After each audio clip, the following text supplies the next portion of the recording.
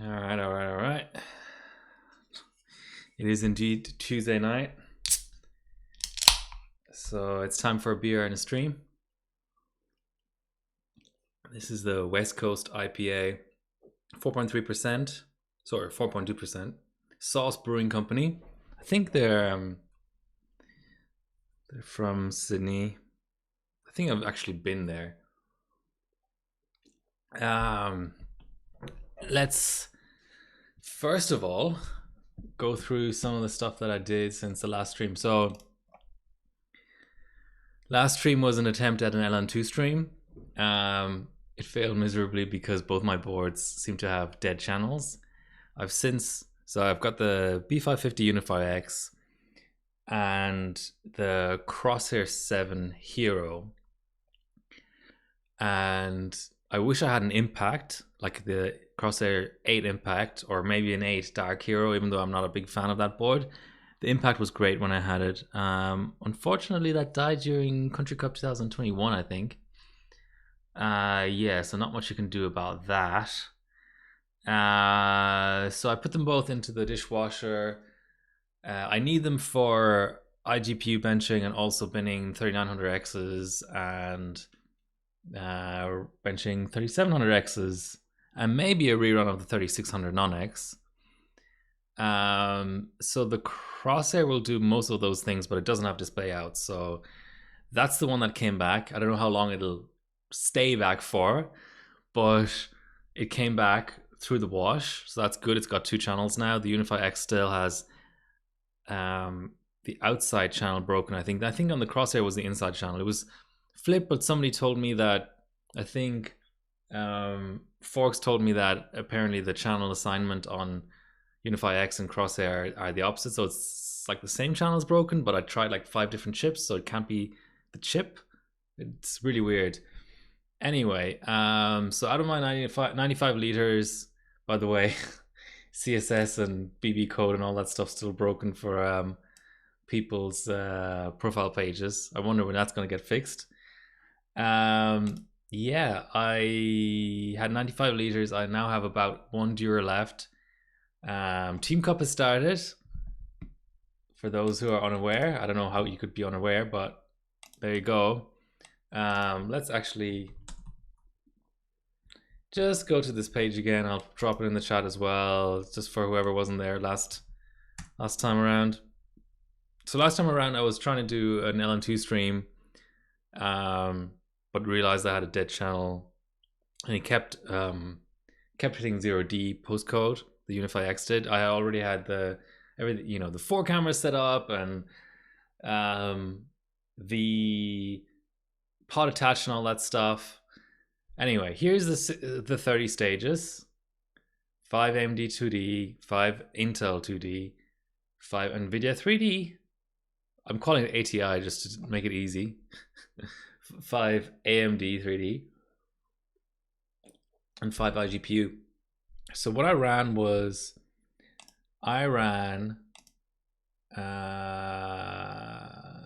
there we go. Well, let's go all the way back. Wow, this is not, they don't show a lot of like your recent stuff. So the first thing I did was I needed a bit of a palate cleanser after all of my failures with AM4. So I thought, what's the absolute safest possible option I can think of that's still interesting? You know, there's like multiple axes on this graph, right? Like benching, there's like a difficulty axis, a fun axis, a relevancy axis. You know what I mean? Like, you kind of want to balance everything out. You don't want it to be too easy. You don't want it to be, I mean, there's no such thing as too fun, but if it gets too fun, then maybe you're not producing good scores. But anyway, I landed on AM3, of course, which is the greatest platform of all time. And I already had you know what? I think I already had Cinebench 15. That's an old score on DDR2, I believe. Oh no. Okay, so yeah, that's June 2019. but I was missing Cinebench 11.5, and that's a 50 pointer. So that was my backup thing to run. But the thing that I was actually looking for was I was looking at PyFast. So I've been 120 different. I've been 120 different 965s, and just as a recap for those who are not aware, it's to beat the last remaining 70 pointer 32M score on AM3 that I don't have, which is this insane 7G by Mad. So I obviously need to improve my 32M as well, but it's just sort of like I'm bidding for a chip that can do first. I don't really care if I'd like slot into like third or fourth. I mean, it does improve my points, but this is like a solid placeholder score. It's actually, I think the efficiency is pretty bad. I've had a lot of bad luck with IMCs and cores and stuff. So my bidding criteria, roughly speaking, would be I'd want a 6.85 core, 920 IMC maybe. But I've since figured out, so I've gone sort of full circle. My first, I mean, way back when I probably ran a bit of AM3 on the Crosshair 5 formula, my original one that died on the way to PAX Australia 2017, which I'll always be salty about. I packed it. I've told this story so many times, but I packed it in my not carry-on, in my checked luggage as one of the boards to potentially run. I unpacked it. I never ran it. I never turned it on. I came home and it was dead. So I flew to Melbourne back, and that somehow killed it. Anyway, so the first actual 890FX chipset benching board that I had was the Crosshair 4 Extreme. And I love that board. But so many people said, you know, you need an UD7. The UD7 is where it's at for 32M. So I bought two UD7s of two different revisions. I can't remember which. I mean, I can probably look it up if anyone even remotely cares. Motherboards, stock. I have stock lists of everything. So, and let's go down to the AM3 section. Yeah, so I have a revision 2.0 and a 2.1, and they've both since died.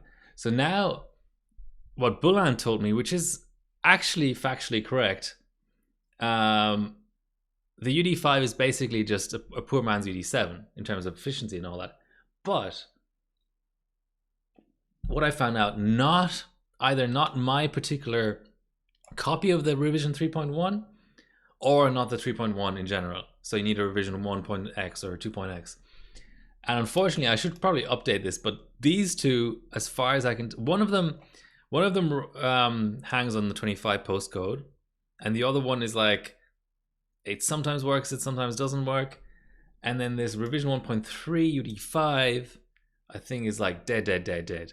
So I've been using the revision 3.1 a lot, and I've realized that it's held me back in benching. But that's a total sidetrack, because actually, this is a bitmap. Can I? Is there some way of knowing if this? Anyway, I don't even though HarborBot allows you to I think it allows JPEGs, PNGs, and bitmaps, and maybe GIFs. I don't do bitmap anymore because they load so slowly. Even though I think that circumvents the 3 megabit per attachment upload limit. But anyway, that's beside the point.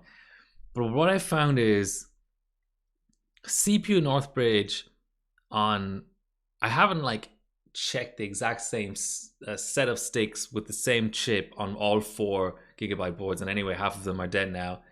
But it seems to be that in general, CPU Northbridge requires more voltage. It requires more voltage for a given clock, and also it might just on the top end not be as good, because weirdly, this Crosshair 4 Extreme, I should probably do an in-depth AM3 board video, but anyway, another day. The Crosshair 4 Extreme, or CIV as we know it, CIV, you know, Crosshair, IV, you know, the Roman numerals, and then E. The CIV, the Crosshair 4 Extreme, has CPU Northbridge multipliers above 20 that actually work. So on Gigabyte, for whatever goddamn reason, they should probably just mod a BIOS or something. We should mod a BIOS to get over 20, because it shouldn't be. I don't think. I mean, I don't know much about BIOS programming, but it doesn't seem like the sort of thing that'd be hard to do. But anyway, so you're sort of forced into like, see here, I'm probably on 20x. Yes, I'm on 20x. So I'm sort of forced into 224 BCLK just to get this 4.4 Encore. Whereas on the side, the beautiful thing is, I mean, both boards BCLK fine, but you don't want to be forced into BCLK just for the sake of CPU North Bridge. You want to be able to basically set CPU North Bridge completely independently of everything else. Then set your B clock in order to get the optimal memory clock. And then, because there's not very many memory straps, and then away you go. But anyway, less than 900 on this chip, less than 900 RAM, which I think the side will do better. So I know, like, clock for clock, you know, in a totally controlled environment, same cooling, whatever, everything totally in lockdown, the UD7 will have better 32M efficiency. But I'm sorry, that's why I say I've gone full circle. So my original Crosshair 4 died. Then Bilko was kind enough to sell me a Crosshair 4, a spare one he got, where it's a long story, but basically it arrived damaged. So they sent a replacement that didn't ask for the old one back, and it's like, it just got a wonky PS2 port, but absolutely everything on it works fine, and that's all I need for benching. So I've now gone back to the Crosshair 4 because I'm seeing potentially higher core. So the thing with the Gigabytes is you set core voltage as an offset from vid. So your max core voltage on an extremely low vid chip may actually not really be as high as you want it to be. Like, let's say, I think you get about plus 600. So if you've got a 1.3 vid chip and you want to set 1.95, there is no way. That, and then it doesn't have like load line in the same way that like the Crosshair, I don't know how, it's not as sophisticated as the load line you'd see nowadays. Hi Royal the Wolf, how are you doing? But the Crosshair has like load line off, load line 50%. I think it has load line 75% as well, and load line 100%. And that's better than the Gigabyte, which I don't want to say it doesn't have load line, but it doesn't have any setting whatsoever. So I think the droop is higher on it. You've got to set it as an offset from vid, and then in OS you have to set it in EasyTune 6, which is kind of a buggy program. But not only that, when you change CPU multiplier in EasyTune, or I think even when you do BCL, no, not when you do BCLK, but if you change CPU multiplier, which I guess you can set outside of EasyTune, but then you go into PS Check or whatever, but then the vid dips, or the actual vCore dips down as it's setting, so it sort of goes down to the lowest P state and go back up again, and you may get a hang just from that. But not only that, you can run into a situation where maybe you quit EasyTune a little bit too early, and it might have only set the multi and not the vCore back to what it was, or it might not have set either one. And not only that, if you use PS Check or K10 Stat to set your multiplier, you sometimes run into a situation where you set 1.85. The last time you were in EasyTune, it was 1.85, but then you change your multi in another utility and it might only go up to 1.75. So I've had a lot of hangs and things where I didn't realize that vCore wasn't set, and the only real way of I mean, you could get higher info or whatever, but the way that I look at it is I'll have a CPU-Z with XOC mode on and one with off, and in off you see the actual vCore, or like a close approximation of it. But on the Crosshair 4, none of that is a concern. So you've ease of use, beefier VRM as well. Sometimes I've sort of wondered if the VRM, besides the fact that, you know, it doesn't have as good of a low line as the Crosshair 4, it also doesn't, it seems to heat up a lot. And sometimes when I run really, really heavy benches, I wonder, hey Zarok, how are you doing? When I run really heavy benches, I wonder if that's actually holding me back. And then there's just some things like that. And then like CPU Northbridge, you know, even if you get the same clocks as on the Crosshair 4, pumping more CPU Northbridge can, like, it does add a little bit of heat to the CPU, so you may get a lower core clock. So it's like, yes, you know, at a given clock, the UD7 is amazing, but I just wonder if I'm, in practical terms, getting as good of an overclock on it as I am on the Crosshair 4. So now I've switched back to the Crosshair 4, and I'd be very interested in rerunning this. But the other thing is, so 32M, you know, it's not as core dependent. It runs really, really long. So all of the efficiency differences are exaggerated in it. But what I ran the other day was PyFast. And in PyFast, yeah, the Crosshair 5, I think, is great. You know, so let's look at my previous score. This is on a different chip, so it's not like for like. I'm constantly binning new chips, and when a chip doesn't meet my 32M binning criteria, but it's still a good chip, I may run a side quest, sort of like this. So my previous one was 16.5. Is that right? Yeah. So you're talking just below 2 here. So I mean, this is an extreme example because this is on the revision 3.1. Oh no, this is a really old Crosshair 4 score. So this was on GD900, so it's a bad comparison. But just to compare, so it's 6.7, 940 or so, 4.9 CPU Northbridge. And now,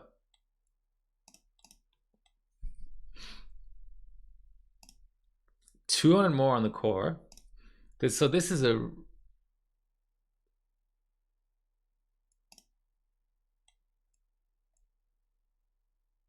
Oh, I did... All of that to say that I'm actually looking at the wrong chip. It was 955. Sorry guys. Okay, but all of the points I made are still valid. It's just I was looking at the wrong ranking there. Okay, so let's look at this again. So I've currently got tied second with AMD Nord, who is almost, so like efficiency wise, it's looking nice. It's almost 7G. But I mean, mine was BCLK drifting up and down across 7G as well. So that doesn't really mean all that much. So now our old score was 200 and bad at math, 160, 250 milliseconds worse. So this was Country Cup 2018. So this is actually the first year I ran AM3 at all. Oh, Royal, Crossbait Ranger with 580k. Yeah, that's actually FM2, but the point still stands. It's a lot of fun. I'll talk about FM2 in a minute. So the old score, 5G CPU Northbridge, 6.8 on the Crosshair 4, 918 memory.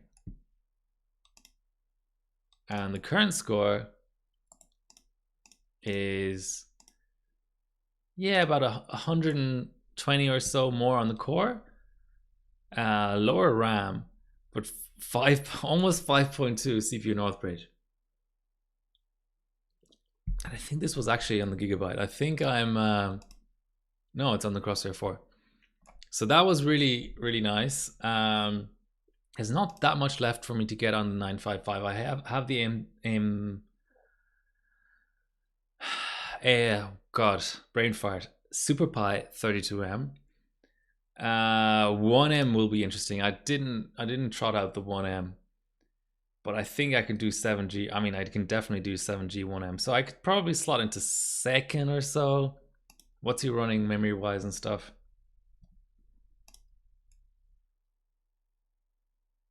$850. That's very pedestrian. Yeah, I think I can do second there. Okay. So that was that. Where are we? Then I did a little bit of 720 Black Edition. Again, PyFast was the main goal. I should show that. I should show the pic, just in case today doesn't lift off. we have more technical difficulties. So the other reason I wanted to go with a safe option for this bench, it was the first bench of the. I mean, since my AM4 thing, just totally didn't work out. It was the first bench session of the fill up, the LN2 fill up, and also the first session on the new heater and pod combo, so the Vulcan. Okay, let's try and talk about the Vulcan a little bit. Okay, for context, let's look at the prices. Is Kingpin back yet? So my go-to pot was the T-Rex so far. Okay, so the shop is back. So with a heater, which is kind of, oh, it doesn't come with it. Okay, so $399 US dollars is the T-Rex, but this is with a different internal structure to what I have. $399. So Elmore has 2 pots, whereas Vince doesn't sell anything else anymore. He sells accessories for all the pots, but this is the one pot he sells. So there's I guess high to low 2 pots that are sold by Elmer. Both, I believe, designed by Shaggy SVK. So $250. So about, what's that? 2/3 of the price of the T-Rex. But then there's also the X, which is for really high heat loads. So it's, I mean, you can tell like the sidewall is pretty thin and stuff. The internal structure is amazing. What I've found so far, I haven't run like really high heat loads with it yet, but it's very reactive. Like the pull down on the T-Rex, I have a revision 1 T-Rex, which is slower than the revision 4. It takes the bones almost 2 liters to pull down to full pot, whereas on this it's like a liter, maybe 1.2 liters, something like that. It's quite good for that, but it's a much lighter pot. So I think it's certainly the kind of, if I was ever going to a bench session and I was flying and I was just trying to take everything in hand luggage, I'd take the Vulcan over the T-Rex for sure. The other big thing with the T-Rex is because it's a square container like this, even though it sort of has the mounting holes for, I think I'm right in saying the tightest holes, without cheating now, I'll just try and think of this from my memory. The tightest holes on mounting wise, the narrowest ones are 775, 939, and then like AIM-3, AIM-2 plus.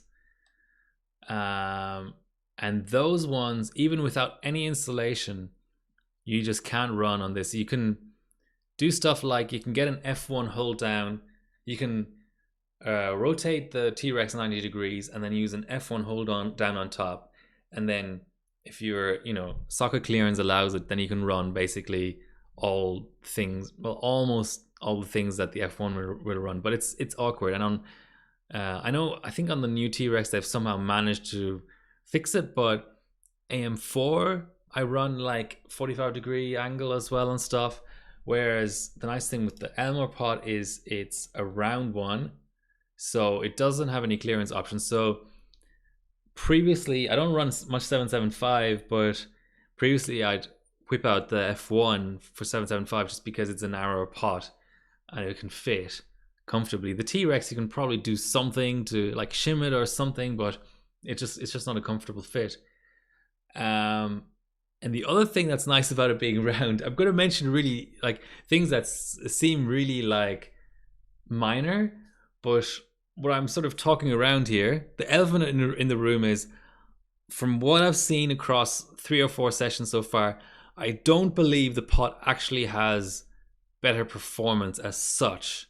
I haven't seen anything to suggest that I'm getting higher clocks on chips that I've run before.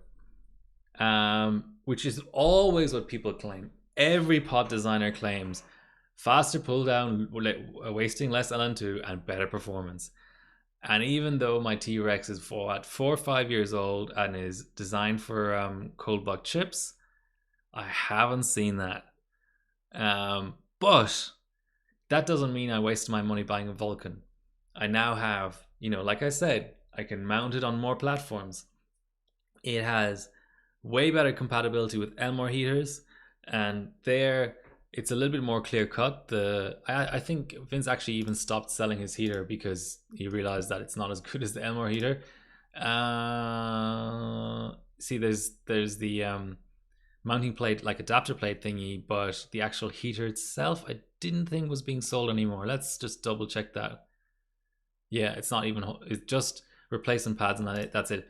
And it's because it just doesn't have enough heat output. So especially on the higher layer count PCB motherboards of the like AM5 and LGA 1200 is still okay, I think, on the Elmore heater, but 1700, all that extra copper in those layers makes the cold kind of avoid the heater and just spread out beyond the heater anyway, and you just need more heat to combat that. And the Elmore heater has more heat. Now I haven't run it on LGA 1700 yet, but just from touching it and all that, I think it just has a better heat output.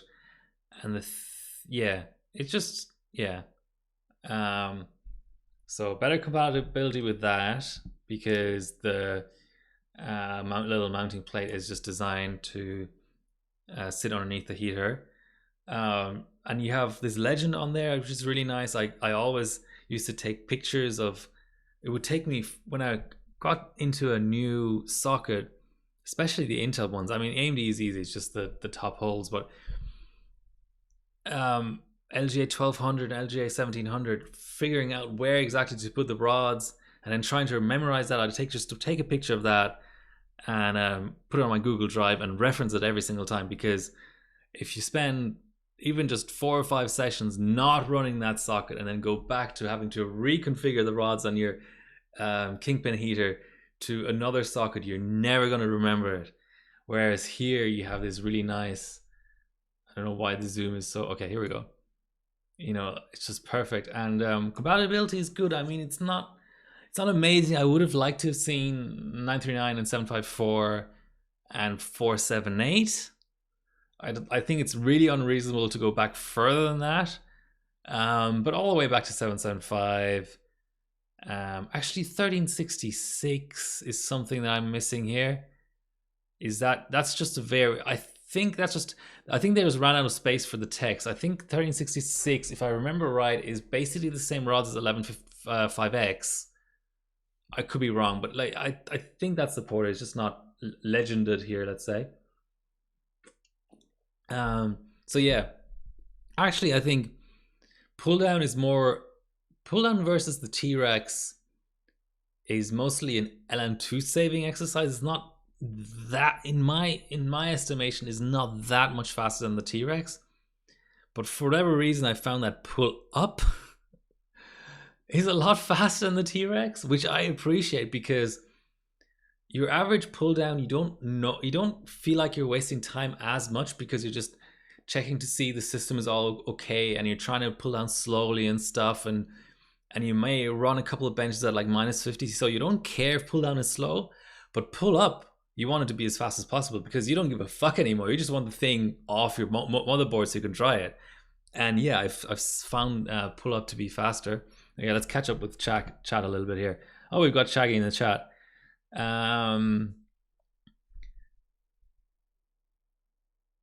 Flying with the T-Rex down to Forks. Whereabouts roughly in the US are you if you don't mind me asking, Exoberries? Eyeing the Volcano as my first pod, amazing. I mean, Royal, unless you want to run 48 core Xeons or something, where it's going to struggle, but for $250,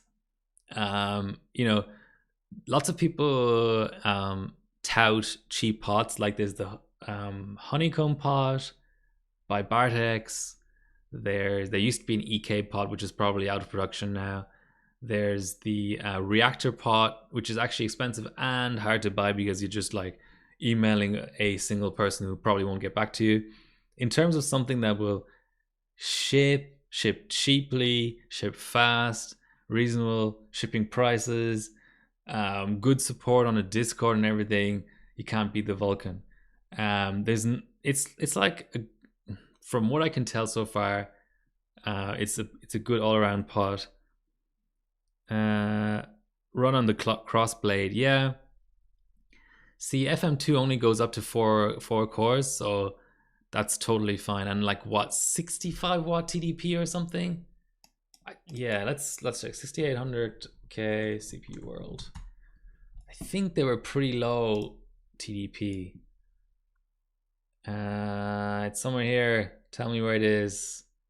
I should see it. 100 watt. Yeah, but that's AMD TDP, which is often like sort of overrated compared to what Intel does. Yeah, I get it. I mean, I can, for a first pot, definitely, it's good. Hard as nails getting LN2 in New Zealand. I'd ship some over if that's probably against the import regulations. I could ask, that could be an interesting conversation at least.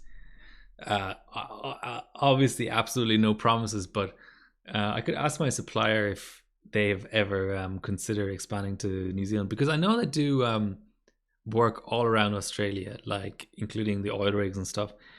That and Dewar. Yeah, Dewar shipping is tricky as well, because it's not just the expense of it, it's also you may damage the vacuum and stuff.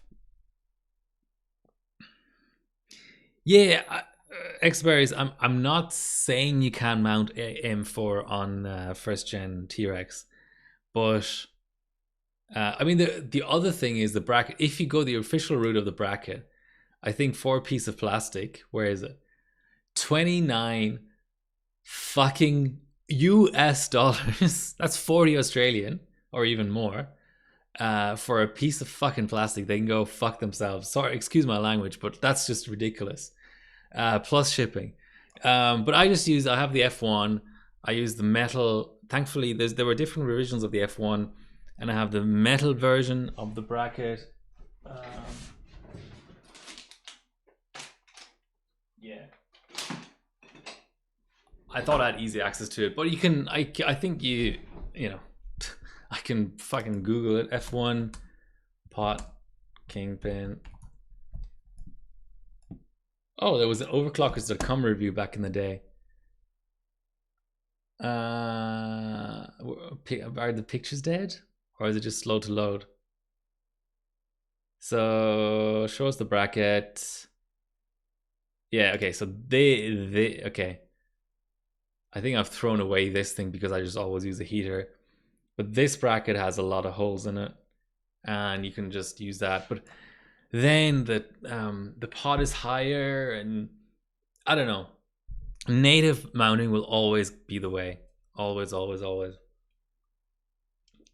Okay. Okay. Just still catching up. Shaggy, exactly why I designed the backplate this way. Yeah, it's just clever because what happened with Kingpin was LGA 1700 came out and you had to buy for $35 like a piece of metal just to get get adapted mounting basically, and you do all sorts of things like you know set the pot askew and then maybe only put 2 rods in the heater, and then you could pretty much mount anything. I think I mounted like Threadripper that way and stuff, but it just becomes you kind of like you get afraid of you should never knock the pot anyway because it might fuck up your mount, but you just lose a bit of confidence that way when it's just not right, you know. But the only thing I'll say is do I have my heater?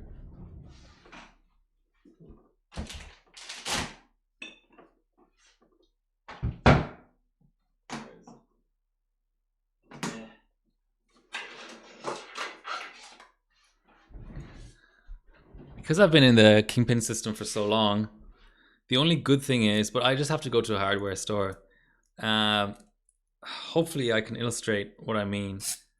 When I mount the Vulcan now, I kind of have to set it on the tabletop and mount the entire thing up, and then put the motherboard with the pod mounted, which you might get a bit of PCB bent and stuff, onto the bench table, because the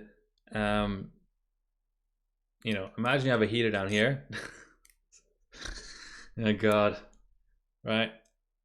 With nothing holding it up, it just slips down, so you have a gap between the heater and the motherboard, and then you can tighten it up at the top, but you kind of have to like throw something under the motherboard to support it or whatever, or like I said, mount it on a tabletop.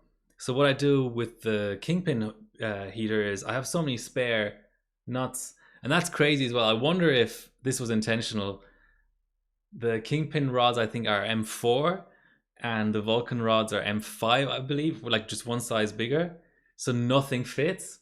But what I need is like some like wing nuts to have 2 extra ones. So then what you do is you already have 2 rods in the heater, and you actually attach them through the top of the motherboard, and then you tighten here, and then the heater is already securely in place without as much pressure as you want, so you have good heat transfer, which is really, really important. And then you just do whatever you want. You can already have it, and this is without the pot, so there's no what you call it, weight pushing it down or anything. You can just put it straight onto the bench table, and then you spread your paste or whatever, and then the last thing you do is put the pot on, and you add in 2 more rods without this, just through the motherboard, and it's so much easier. But I just have to go to I'll just need to go to a hardware store and get some M5, I think they are, wing nuts, just 2.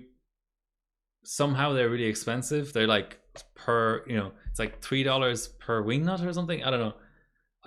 Either that, I have to get them shipped from China, which will take a month or whatever. All right, let's do more chat. Yeah, 1366 is the same as 2000. Yeah, that's right. Okay. Yeah. Which, by the way, talking about that,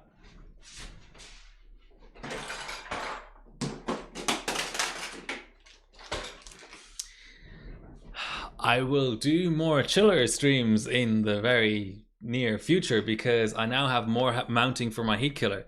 So the problem was 2017, I got an alpha cool block for AM4. I built like an AM4 daily at the time, and that block just got gunked up over the years. I used it so much. I got it had like, you could run Intel or AMD on it. So eventually I decided to throw out that block because it actually had really bad performance. So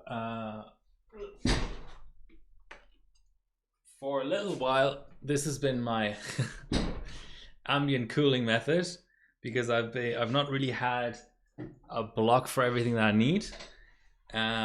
This block in its stock configuration, so it's a heat killer 4,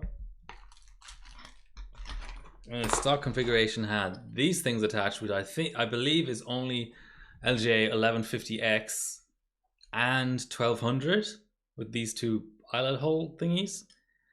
But I bought from Germany, I bought some like upgrade kits. So with an Allen key, you can just take out these things. So I got AMD now, but strangely, hopefully someone can tell me what I'm doing wrong here, but strangely, the so-called AMD upgrade kit for this block is AM5 only. I wasn't able to, sorry, AM5 is the same mounting as AM4, so AM4/AM5 only. I wasn't able, with this set of like, whatever, pieces of metal, whatever you call these things, I wasn't able to mount FM2, which is the same mounting as FM1, which is the same mounting as AM2 and AM3, I think. I was only able to mount AM4 and 5, which is a lot of my benching, but I also do a lot of AM3 and stuff. But anyway, so that's 2 more sockets with that. But also I got, apparently with this stock thing, there's enough space in there and enough air, whatever, to do 1700. But in order not to like damage your motherboard and stuff, this was only like whatever, $10 or something. They recommend one of these backplates. I should probably just open it. I don't know why it's still packaged up. There's even a heavy backplate as well for like daily use and stuff, but I got just the basic version, which is probably good enough for most things. So that's 1700. So that's, you know, all modern sockets covered off basically. And then I also got, which I think I didn't necessarily need, because I think you can probably do 2011 on this as well. But I really wanted to be able to use my Killer 4 with 2011 because it's a Team Cup stage, which is I think 4.8 gigahertz limited, and on air, on the Noctua NH14 whatever, like that big tower cooler. No matter what paste I use, I don't think I can do that, not through a heavy bench. So I got the 2011 kit, which is curious because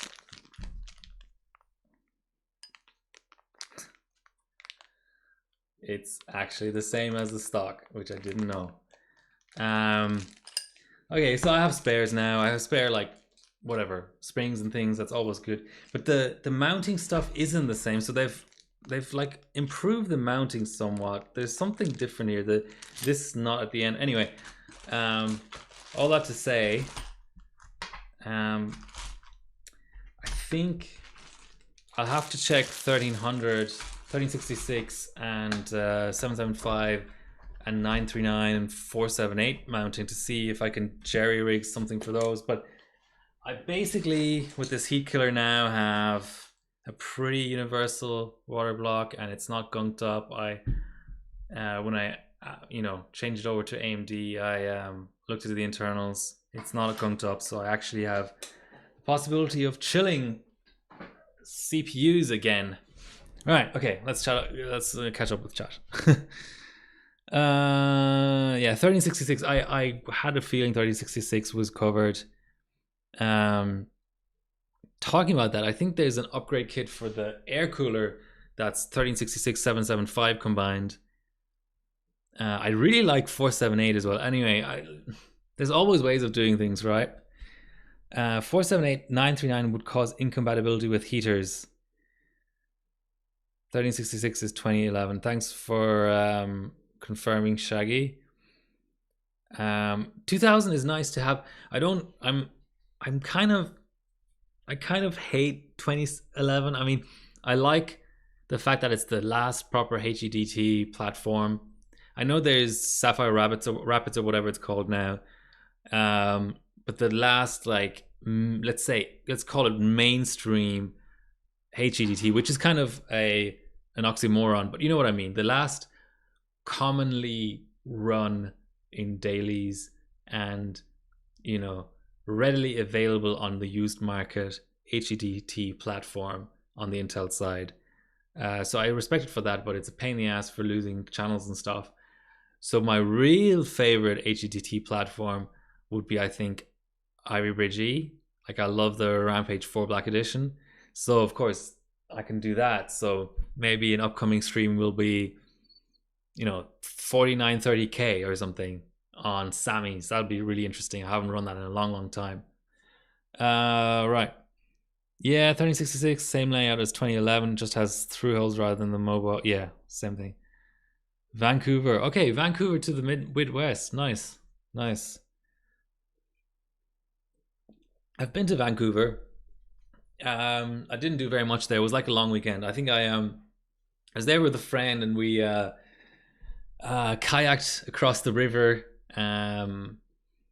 Took lots of photos. This was in the days of, like, this will age me, in the days of like digital cameras before camera phones. And my friend took all the pictures, and I for months after, I kept asking him to like upload them to the cloud so I could have a copy. And then before he did that, because he was procrastinating, his house got broken into and they stole his laptop with the SD card in it.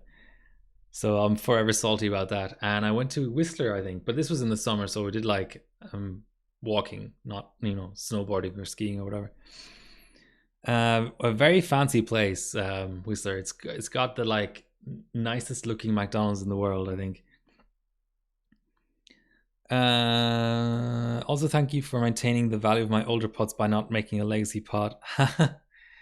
Yeah, it's funny, isn't it? I mean, like gravity. I don't want to make more of a deal out of mounting than it really is, because the thing is, gravity mounting is always an option. But I'm just saying, when you're getting into something, you don't own anything, you have a choice between A and B. It's good to know like the differences and stuff. What else goes on with? So I like the fact that, let's maybe actually look at today's rig. About an hour into the stream. I like the fact that, as this camera has been knocked about already, maybe this camera has been knocked about as well somehow.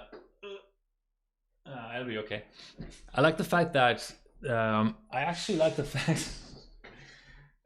What is it? Where is it?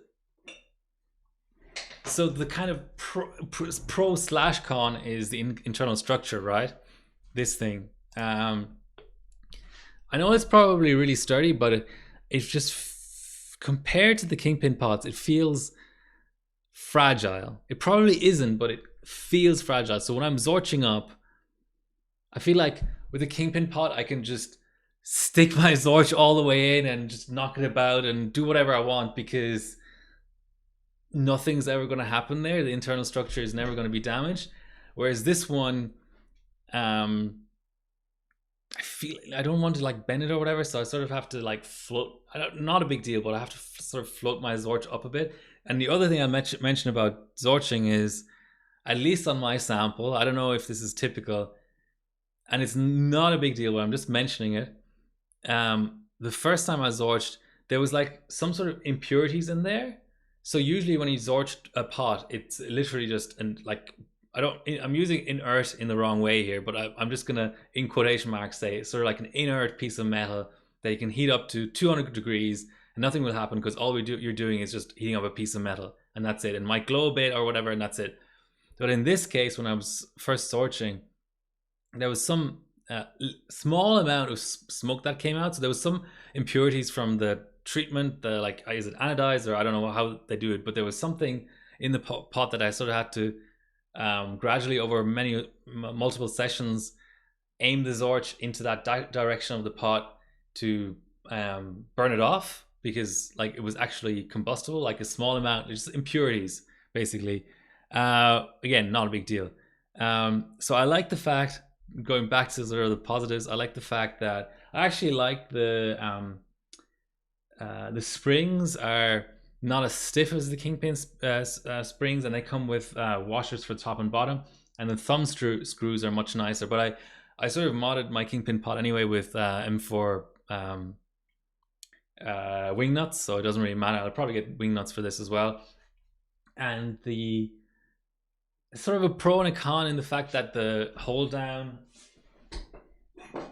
so the Venom slash T-Rex quote unquote hold down, it's just the top, which is kind of a bit annoying from an installation point of view, that there's a bottom, like on the Vulcan, you sort of have like a light metal cylinder that's not really part of the pot. I mean, it is part of the pot, but it's not part of the structure. And then you have the internal structure and the base that's copper, as far as I know. Whereas here, it's just like cut in half basically. So there's the top with the mounting holes, and then there's, I don't know why I'm showing this. I'm sure everyone knows what a T-Rex looks like. So there's the heavy bit with the structure, which, by the way, that's a Rev 1. Looks very different now. I think these outside areas are joined into the inside, and the inside is more dug out. It's deeper. But yeah. Which from installation point of view can be a bit annoying. But the good thing is you can't really damage this. It's very solid and all that. Whereas I sometimes, this is probably me just being paranoid, but I sometimes feel that the top on the Vulcan Like it's just, is it metal or plastic? But it's not as solid. It's like there's a bit of give in it, you know. So if your insulation or whatever, or your rods are a little bit bent, it's like you're like trying to force the two together. And but the good thing about it is that you sort of hoist it over the top of the pot, and it just, I don't know. It's just a different way of mounting things. Anyway, so we've got washers, thumb screws, rods, and then to protect the internal structure, this is really cool. So again, in terms of portability, you would just put this piece of foam in. So like, it must literally, that pot must literally, even with mounting hardware, and I mean the heater weighs less than the Kingpin heater. Sorry, let's say the heater, the backplate, and the rods, and the nuts and the springs and everything together, that must weigh quite a bit less than the Kingpin heater. But it's, you know, in absolute amounts it's not a lot, but the pot is literally half the weight of a T-Rex. And then you think it's might be a bit fragile, the internals of and stuff. You know, do you want to bring it in a hand luggage or whatever? But then it comes with a piece of foam to protect the internals, and it also comes with, I'm so lazy about insulation, I always just use shop towel, but it comes with an actual piece of insulation. But just to point it out, this is not a negative, this is just to note it. On the newer, on a lot of motherboards, that foam is actually so thick it will just impede the inside slot. So on the other day I was running Z590, there's just no way you can use that piece of foam, because you know, on DDR4 and 5, the RAM slots have gotten closer and closer and closer to the socket, to the point where you just don't have that spacing anymore. Today I'm fine with it because this board is okay using the outside slots, so I have a lot of clearance, but it's like a case by case thing. Hey, just to mention it, I'm still not finished with all this talk, but today's system is 9850 Black Edition Agena, running GPU Pi 100M for Team Cup on LN2. We'll see how low we can go on the temperature. And I've built a new OS since the last stream that I did, the ambient stream, so efficiency should be better. I have 2 chips. I ran another chip last night. Hi Kicks. Let's just call you Kicks. That's easy. I ran another chip last night. It was a bit of a dud. It did 3.3 ambient and only 3.5 cold, but I kept on having issues saving the data files, so it was really unstable. Absolute cold bug was minus 60 or thereabouts. Benchable probably about minus 45 to minus 50, but I just got so little scaling out of it. I tried up to 1.65 volts. I don't know, maybe higher would have worked, but I just, yeah, it was just really janky about opening CPU Z windows and all that. All right, but not, I mean, yeah, 939. I think gravity mount, but then saying that, maybe gravity mount is better on the T-Rex because it's heavier. Yeah, I don't know.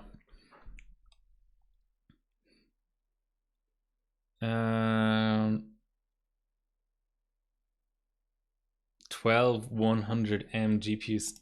Okay.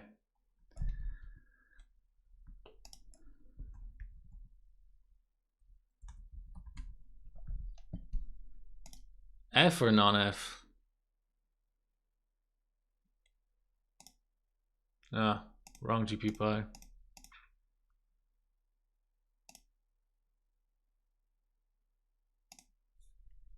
This one?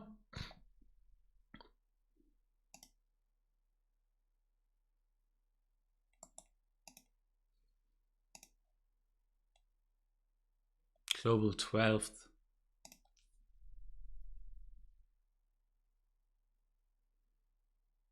I mean, it just seems like normal efficiency. I don't know what's special about it. OpenCL is like the normal one, I think. Anyway, tell me.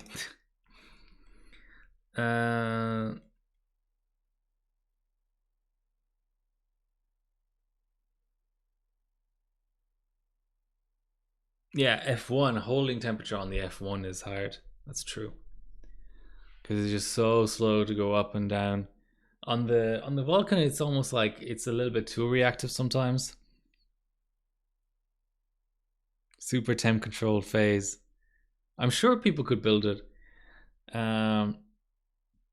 Ship LN2. Oh yeah, the hold on is metal. Okay, so it's metal, but it's still just a piece, like just a machine piece of something. You know, it's not nothing special.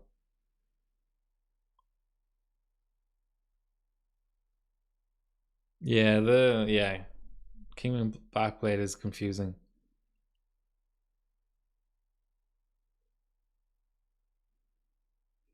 Shove a ton of shop dowel, but it just never.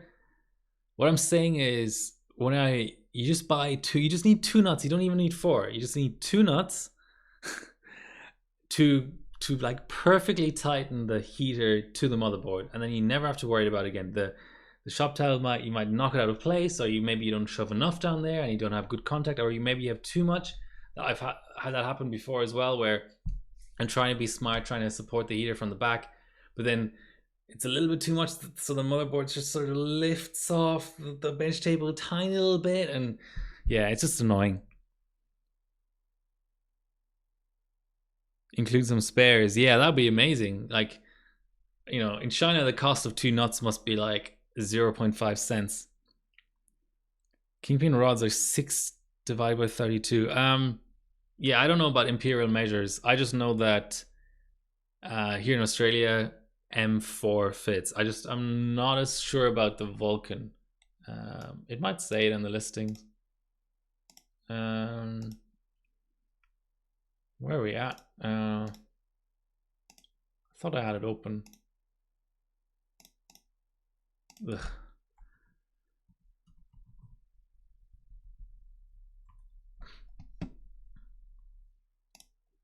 Because there's a list of all the included stuff. M4. But they're different sizes. Maybe they're not. Maybe I'm imagining things. And it comes with sandpaper as well, which I can't comment on because I don't really lap pots or chips or anything. But it's like, I guess it's better than not including it.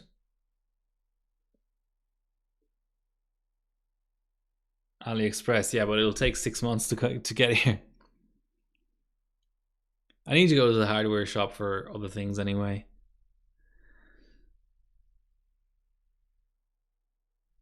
Yeah, 4.8 AVX. Yeah, exactly. I mean, even on water, I might struggle with my 7980XC, which I think it used to be part of Team Cup, but then they changed the core counts. But yeah, anyway, if I had to run the 7980XC 4.8 on water, it may just about be doable, whereas on air, it's just no go. And same on the 7950X as well. When I was running that for globals on air, it almost got to the point where I got zero overclock out of it because the heat saturation was so big, even on full fans. Last one with extreme editions. Extreme editions. Last one with extreme editions. What was the last socket with extreme editions? Palm, so plastic. Yeah, I thought so. You wouldn't put any LN2 in GPU PI. It's only a 2-minute run. It's only 100M. It's not 1B. Look at the. I don't really. Sorry. See, I was blind. I thought everything else was I thought everything else was an Intel score, but the AMD scores. Okay, I get your point now. Because if everything else had been Intel scores, like a 5.5, you know. I'm not gonna theory craft what you did here. Everything sort of looks pretty normal.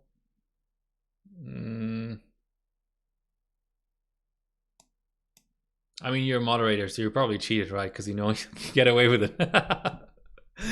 Oh, Windows 8.1 could be a factor. Anyway, yeah, nice work. 2066, no extreme editions for SPR, Sapphire Rapids. I mean, they're XQs. That's the same thing. There's the Intel the unlocked Xeons on Sapphire Rapids are XQs. So that's like the same as the 7740X or whatever. Oh, XE, you mean literally the XE naming? Yeah, because like would you? I mean, in my mind, a 7740X is an extreme edition, the same way as a 7980XE is. The extra E doesn't make the difference for me. Okay, so we've talked about pots. We've talked about 955. Let's have a brief look at.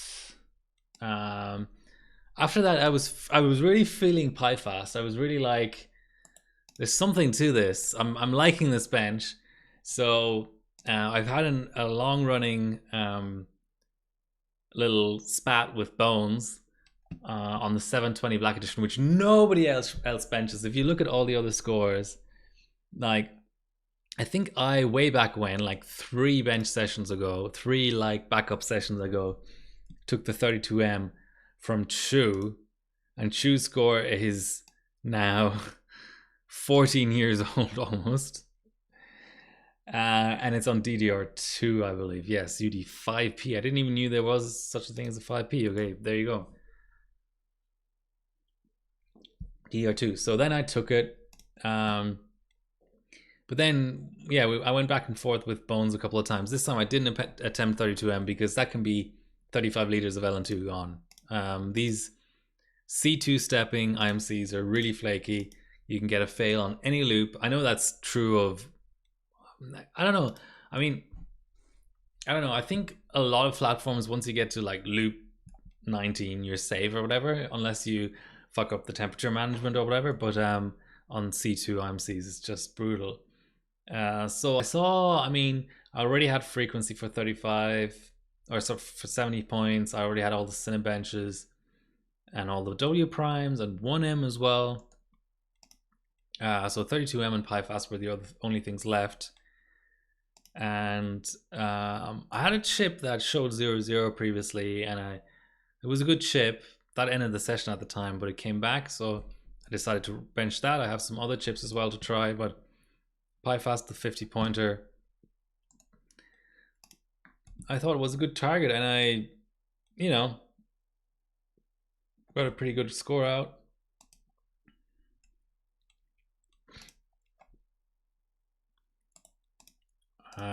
I mean, there you go. The IMCs are really bad, like 4.1 on core, 728, but 6G. My previous score was a lot slower. Anyway, so that's that. That was fun.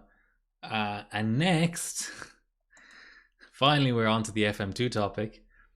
I ran. Let's look at the ambient score first.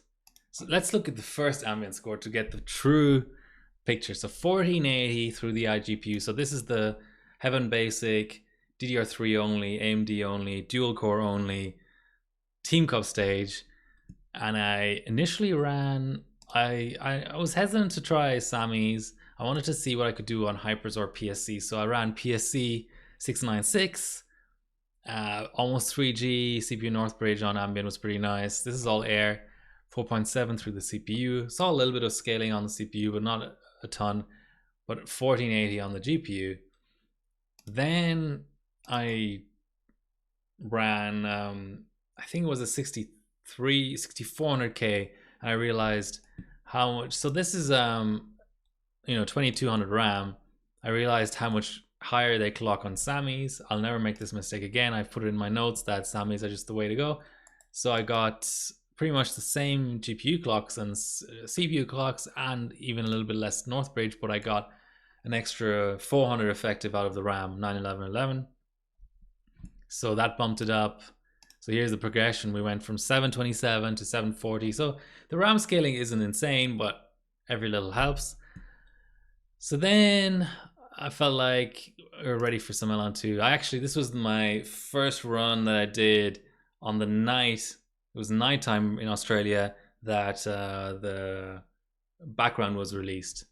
And I thought this chip is going to do well. I had run the same chip on LN2 before, just a bin in XP. And I think I got, from memory, 7.4 valid or 7.5 valid out of it. And what did it do? 1M. Oh, that's what I just ran. Okay, I didn't run it 1M. That's a shame. So I just did valids apparently. But 7.5 is decent. So I sort of had a feeling that even if like 1480 iGPU on ambient isn't the most insane thing ever, I had a feeling that this, just the silicon in general, was good. So I decided to try this chip kind of unbinned or semi unbinned on cold, and it went really crazy. really crazy.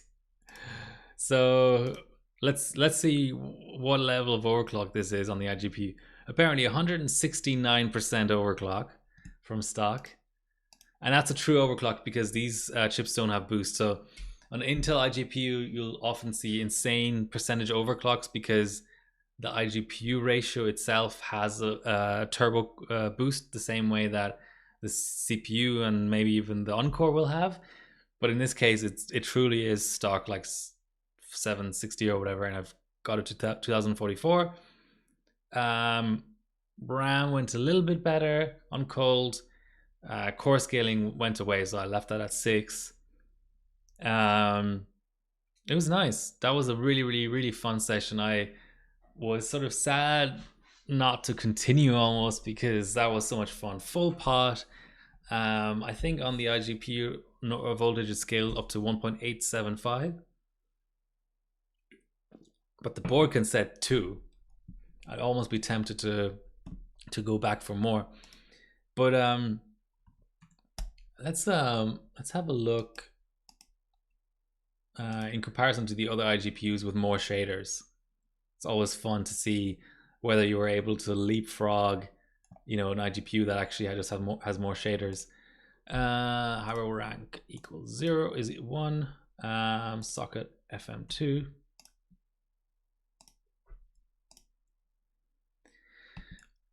Yeah, so this is the, I think, 6300. Yes. So locked. So that's a bad comparison. This is the 5300. Yeah, that's right. So there's the 2 locked ones. Then this is the 6400K or something like that. 5800. Okay, nobody really benched that seriously then, because that's pretty much stock. Then this is, these namings are just wacky. The 6420K. And what's this Funsol one? The 5600K.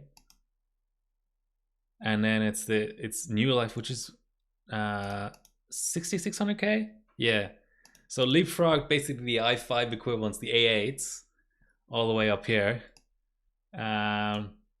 And not that far behind whatever this is. I'm assuming it's what would that be?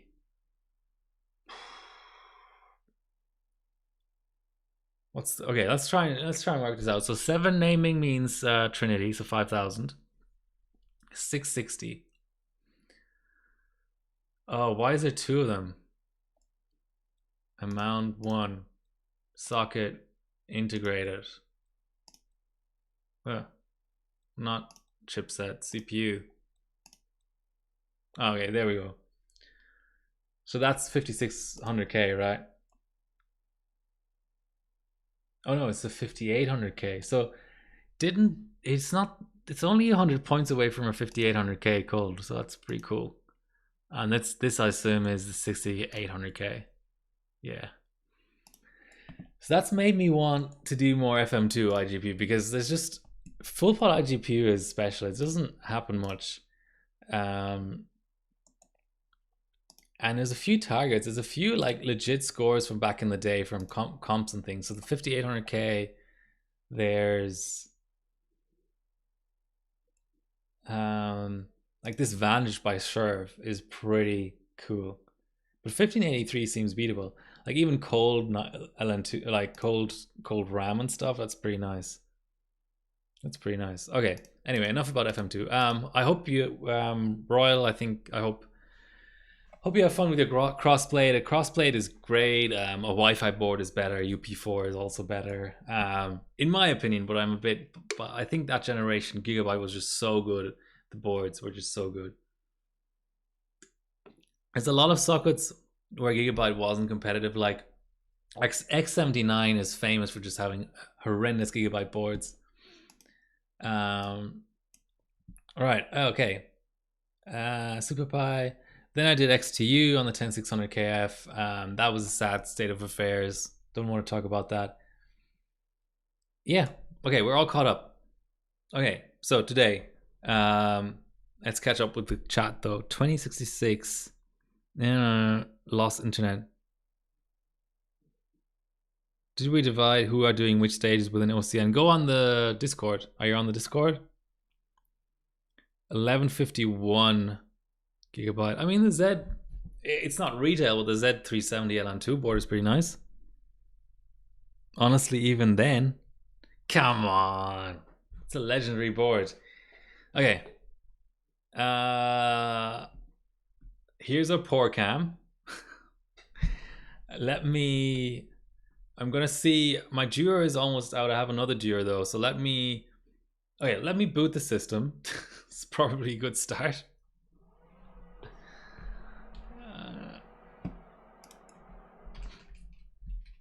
Let's sit it in BIOS. Okay. Let's go. Man, not save. Let's load what I previously had on ambient. I mean, we can give it a 1.55. We don't need to be too stingy. Okay, so that's as this. Nah, that's more in focus. And now I'll see what the LN2 situation is. I think this viewer is almost out.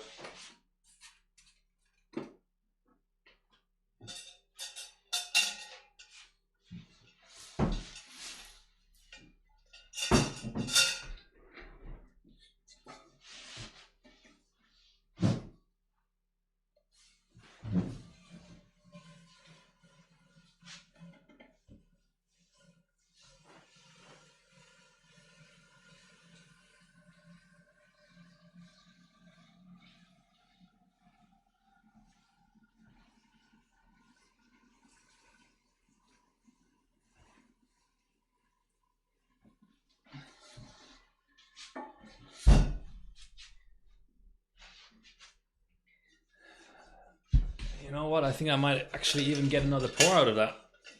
Oh, let's turn on our heater. And we also need to place a fan.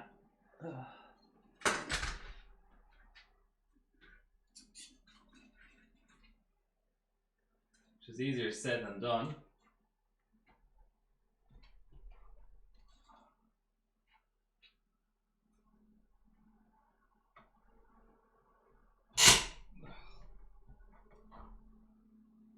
Whatever. Okay. Almost 2 liters here.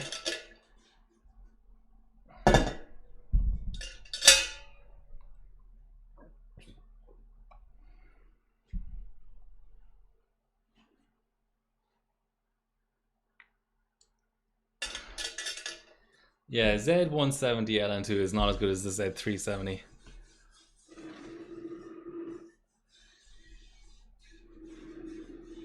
It's been a while since I've done this. It's like being a stoner. Okay, let's see if I can. No. Blowing works a lot better than sucking. Okay, that's the worst joke of the day out of the way. Now we can concentrate on different things.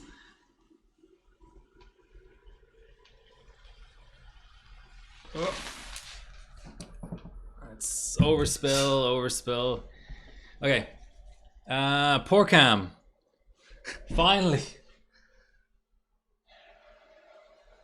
Let's check the heater. Heater is on. Isn't that a beautiful thing? I still think I need like a more sturdy tripod. I don't like. Well, the thing is, in this house, everything's a wooden floor, and the wooden floors, you know, they. Not that I fucking know how it works, but my understanding is that wooden floors kind of have a cavity underneath them, like they and I can just sort of feel it even when I roll my office chair around. It sort of causes a disturbance. I don't want to call it a vibration. That's like overstating it probably. It causes a disturbance, and of course that shakes a really tall tripod, and I don't like that. I wish I could lock down my cameras a lot more than I end up doing. Okay, so we're at 0.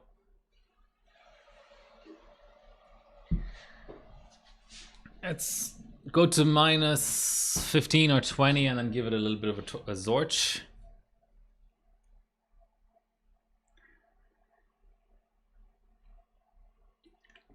What board do you have, Shaggy? For Regina. Okay.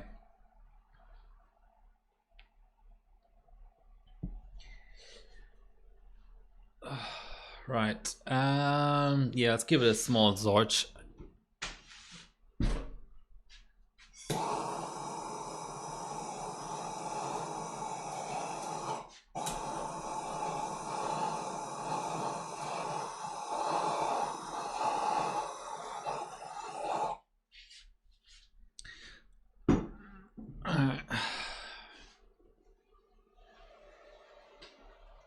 Has anyone actually oh, DS4H. Okay, GP. That's with integrated motherboard graphics, right? Has anyone actually streamed on the Vulcan before? I mean, I know 9G was done on it. Okay, that's minus 20. That's good enough. All right. So the compiling OpenCL runtimes hang on minus 27. That's not great.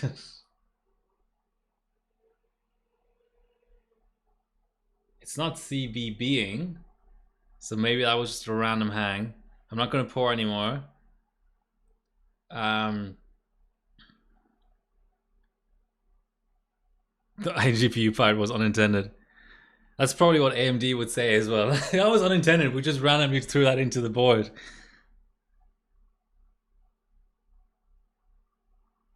Trying dice on that pot. Ooh, I don't know. I don't know how much I'd like that. I'd say there's probably better dice options. I mean, everything can work, right? Don't want to poo-poo it. Okay. Got our easy tune. Oh yeah, probably shouldn't even have poured that, but let's see how we go.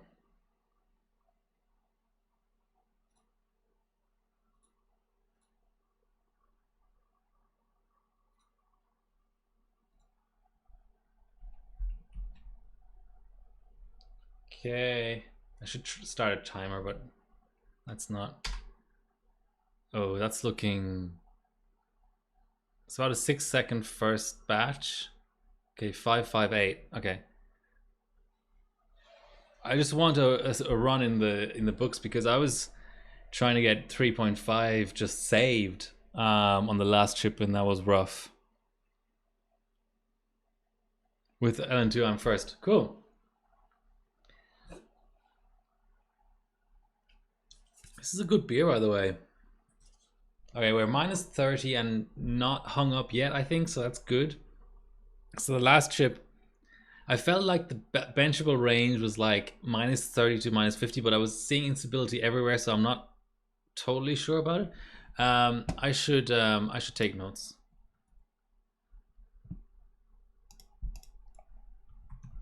I'm glad I left the better, seemingly better of the two chips second. So that's always good. Nothing worse than binning chips and sort of having a pretty strong suspicion that the first chip is the best chip and still not that great. Because then you're left like having to bin a chip that more than likely is just gonna be even worse. Yeah, random reboots.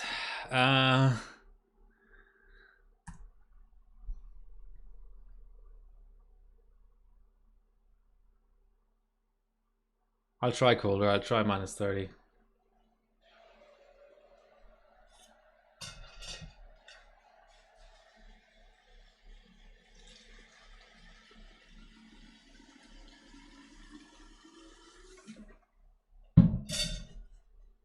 Oh, that's almost 30. Yeah, okay, so it's it's a better chip but a worse cold bug. So basically the same fucking thing. All right.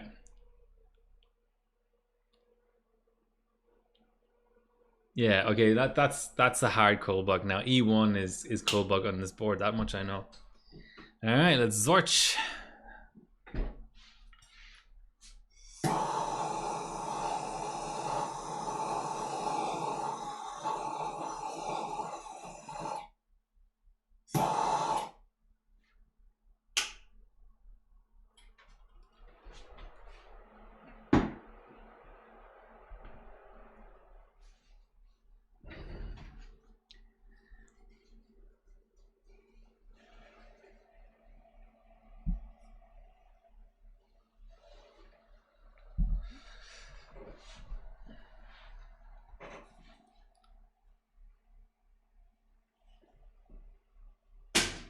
All right.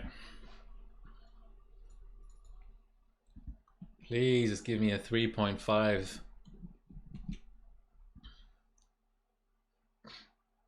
Oh, I'm going too cold. Yeah, okay. That pour just went on and on and on and on.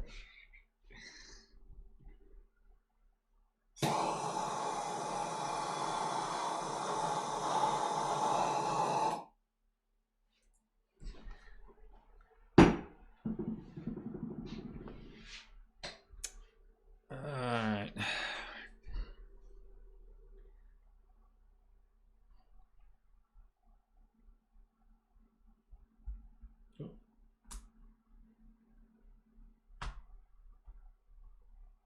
Shouldn't have done that.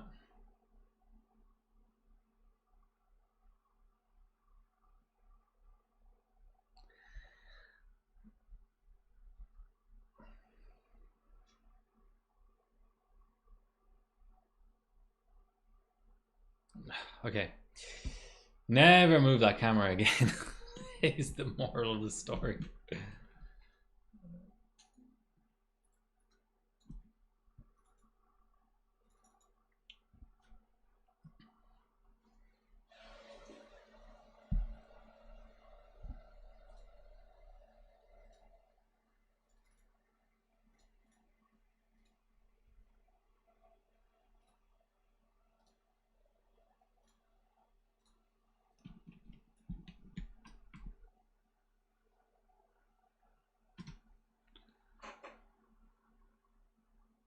I'm very much skirting the cold bug. I can't pour anymore. I have to just let it warm up from here. I'm glad that it went under load when it did, because otherwise it would have cold bugged again.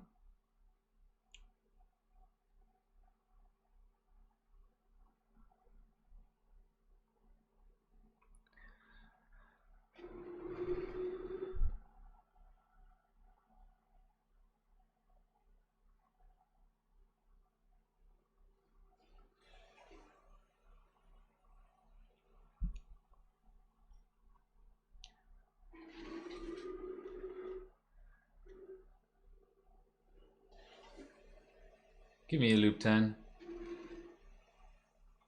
Yes. 55, 835.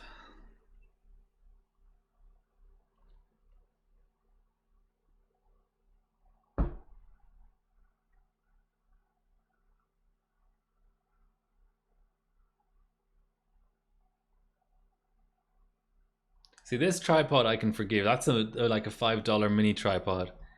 But my big tripods, I was hoping for a bit more stability. But if the ground is moving under them, I suppose I can't be too harsh on them. Now, will it finish?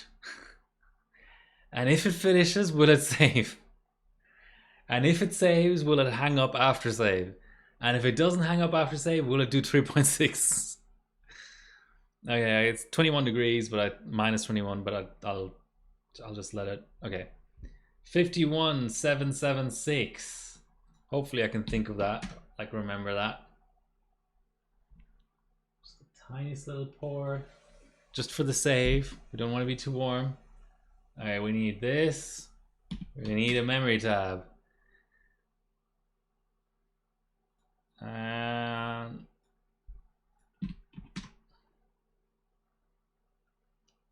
Motherboard. What will it save?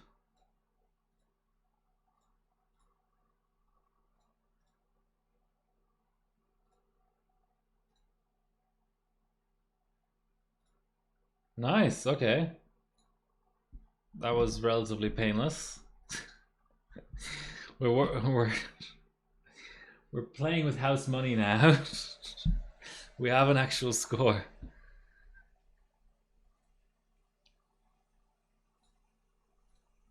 Oh, too cold. Okay. Yeah, okay. Like I said, the pod is a bit too reactive. I probably should have used the T-Rex today, but I mean, what's the fun in that?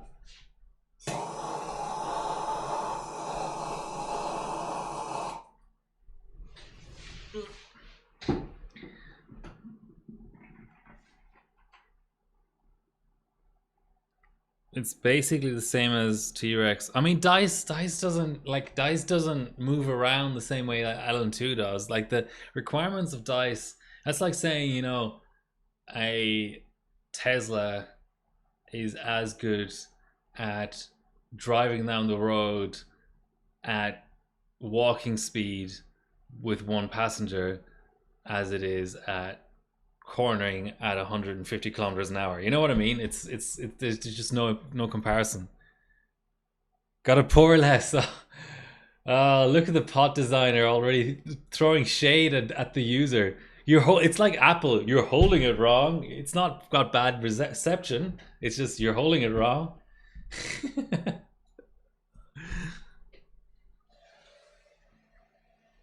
Gotta pour less. I'm already pouring nothing. Okay, this camera has really had the dick now.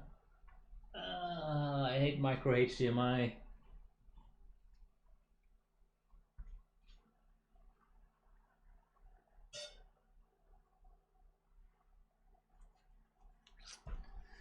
Okay, let's see if we can fix that.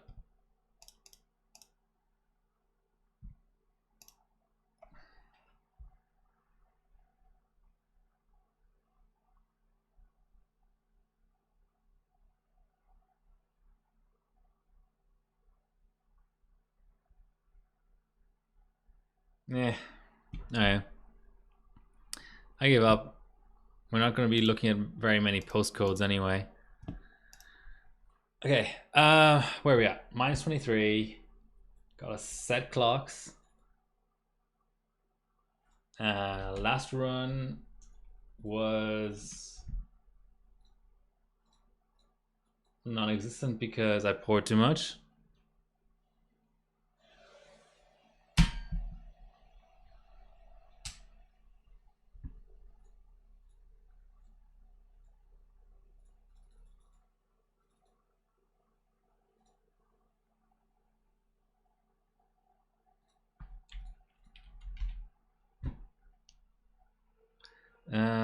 That was a bit low for skill issue. That was a bit low for cold bug. I'm not sure if that was actually cold bug. Let's give it 50 more millivolts.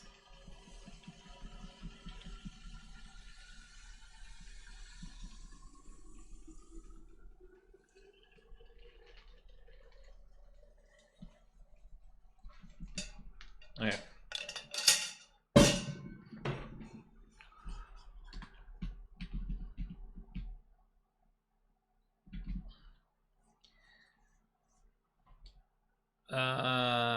Yeah.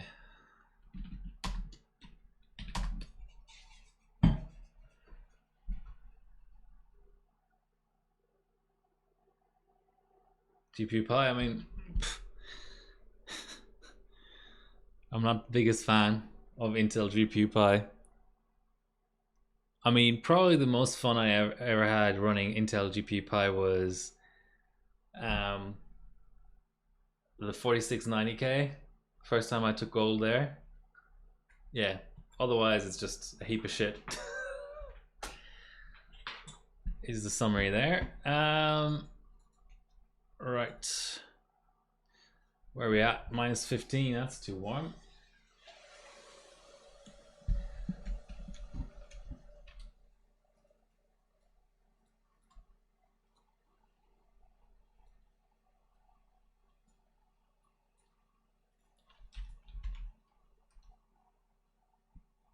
Let's compile our kernels.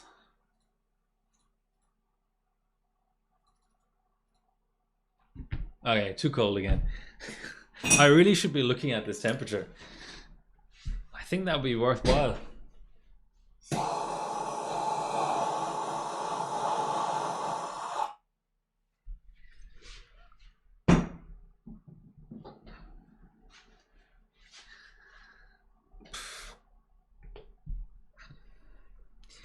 Alright, well, upload a video or live stream it or do something. If you're so keen for this tweak.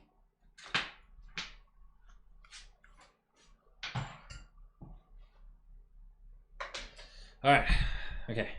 Less distractions, more benching. It's like, I have two modes of pouring. Either the tiniest little sip of LN2, which does nothing, which just keeps the temperature where it is, or a pour that just slowly goes to minus 30 and I lose everything.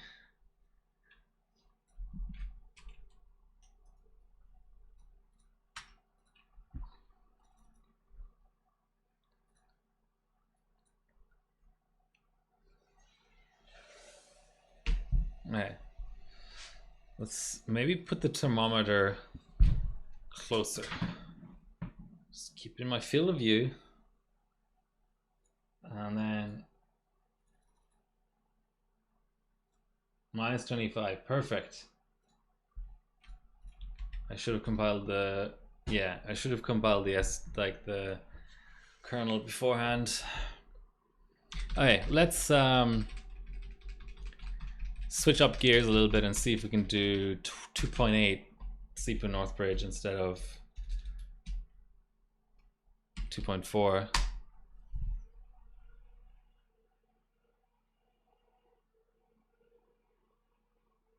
Yeah, it's giving me E1. So I'm gonna clear the BIOS.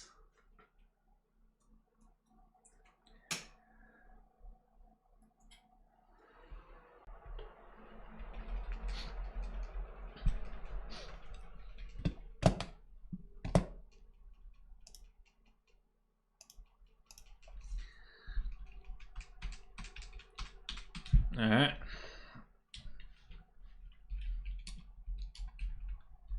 Let's do 2.8.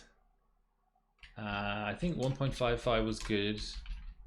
And we'll do 6.5 for CPU Northbridge. I might need a bit of encouragement.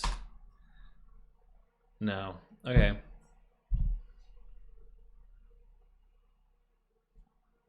Okay. Of course, as soon as I said I don't need the postcode display anymore, I need it.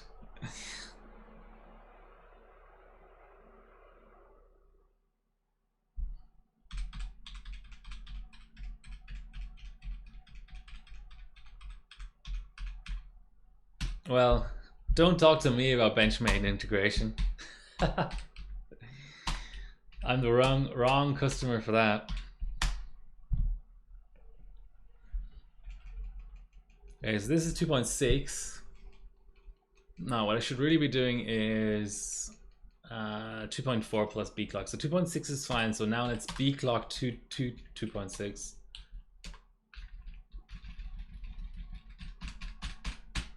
In case we get RAM scaling.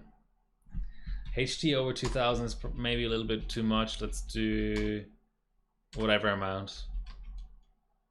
Seems fine. Okay, it seems to be posting.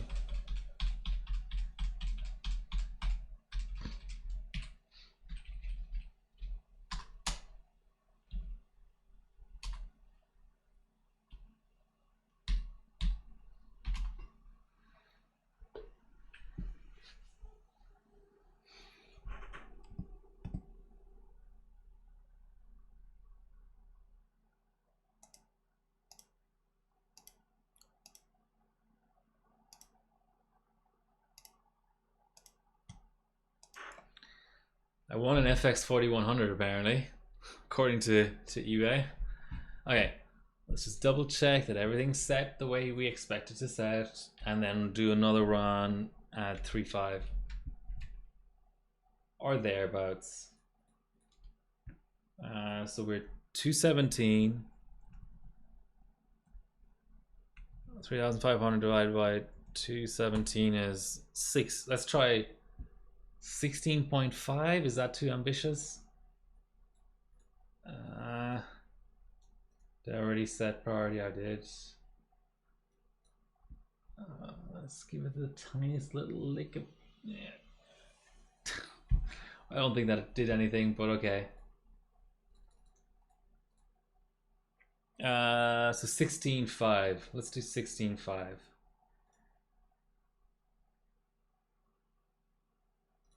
It's almost 3.6. I don't know if that's gonna pass. No, it's not passing.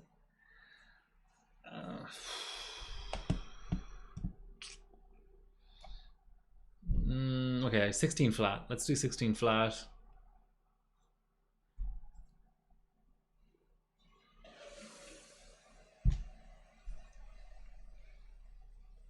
I'm loving my poor cam. I don't know about this chip. I don't know about my skill on this platform. I don't know about a lot of things. I think my OS is good, but everything else is lacking. But the poor cam is spot on.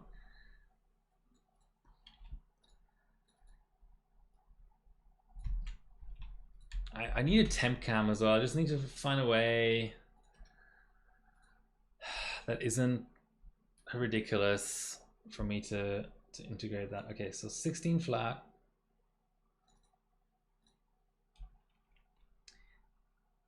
So we're losing 30 megahertz, but if there's any scaling whatsoever from Northbridge and RAM, and we should maybe be in the ballpark of what we had before. So 5669, that's opposed to 5593. So yeah, basically that didn't help at all. Okay, cool. Let's just push it a bit more.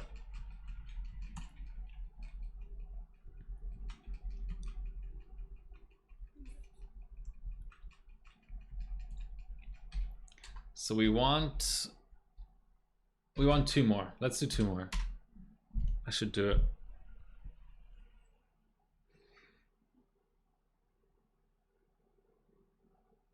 How's Team Cup been going for everyone else? Are you all excited? Salty, what team are you on? I've lost track. You were on OCN at one point. Are you now WEG? I mean, I think the #1 reason to stay in OCN is just that it sounds cooler. That's even already reason enough for me to stay there. Okay, so you sold out like a lot of other adventures. Easy. Okay, well, can't blame me for that, you know.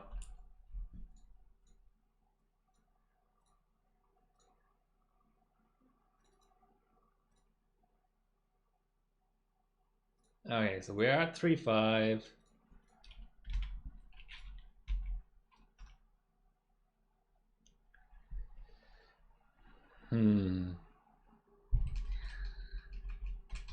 Okay, I'll give it a little bit more voltage just to see what it does. Alan AKM. That's the same person, right?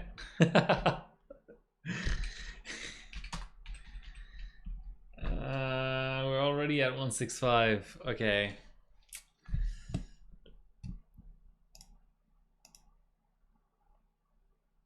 Let's go to the stage. Well, I'm glad I talked shit for an hour and a half, because the actual benching portion of the of this stream might not be very big. It'll be bigger than last stream, because that was non-existent. But yeah.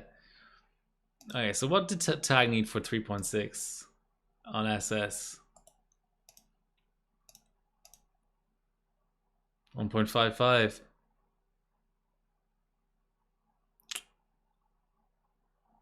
All right. I obviously just need to get better. What strap? Oh, 200 flat. Okay, so the top strap. The top memory strap.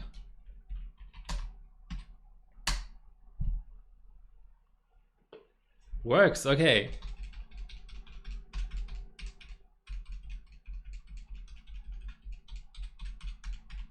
Good morning. What score? Is this still a GPU pie stuff? Okay, so top strap is good. That can only be a positive thing, really. And now what I'm going to do is... I mean, 16 multi should be fine. No, okay. What about like 205? I mean, Northbridge did nothing. This may be too much, but okay.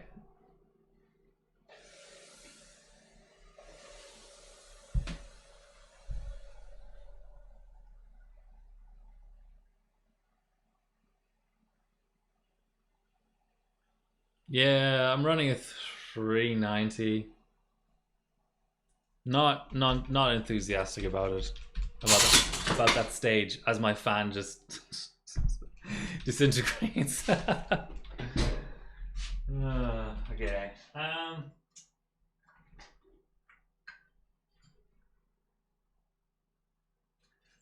Not quite sure what happened there. Okay.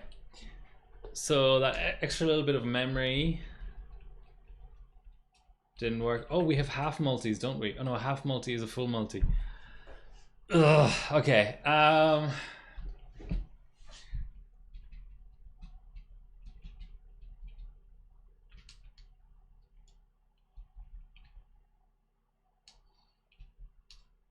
am I running stock? What? Okay, that's ridiculous. Okay, let's try that again.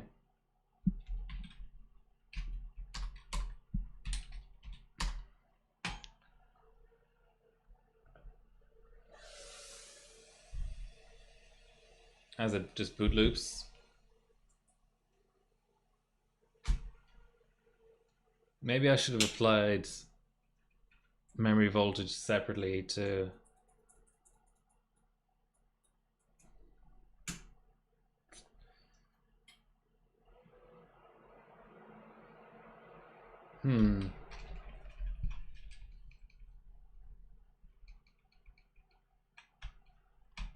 Just whatever through the hardware market in Australia is not great. I bought the 390. That was probably going to be the only 390 in Australia on the used market for the duration of the comp. I can look up the SKU for you, but needless to say, you're not going to be impressed. I can already predict that. Okay, so it takes those volts. Once I finish with the stream, I'll look at it.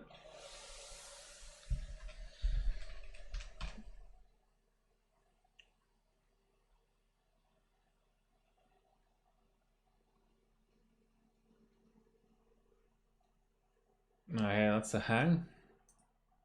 Let's try again.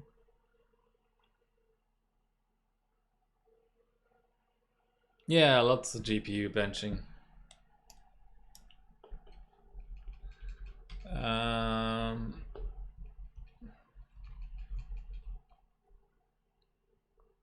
Well, that's boot looping. Oh yeah, let's just shut it off. I need to get LN2 anyway.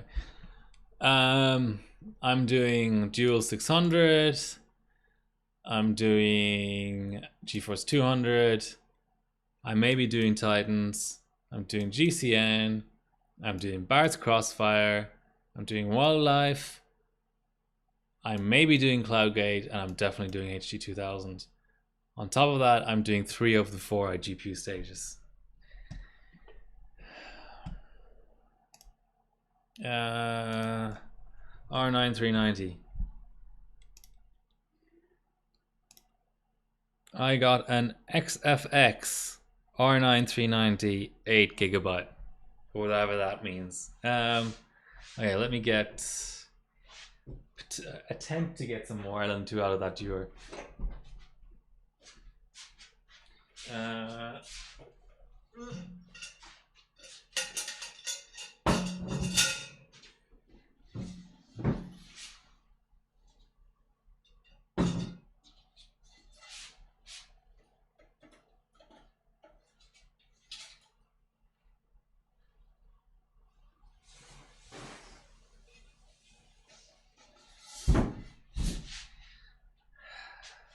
Bone dry.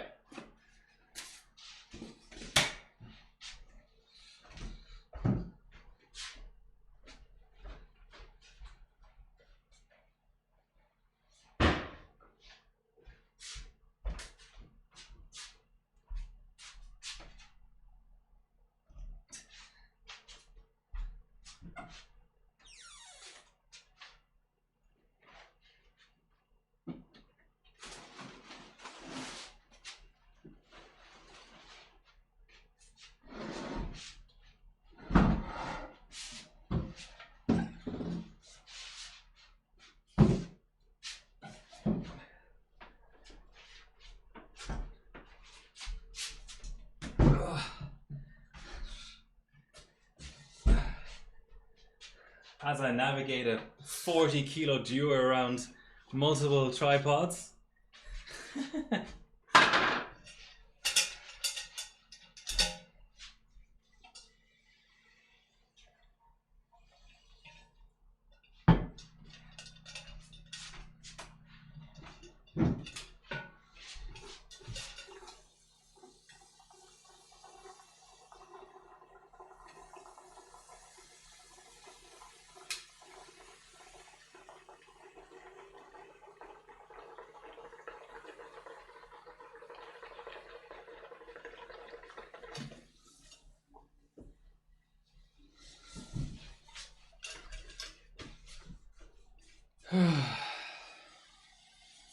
There's my exercise for the night.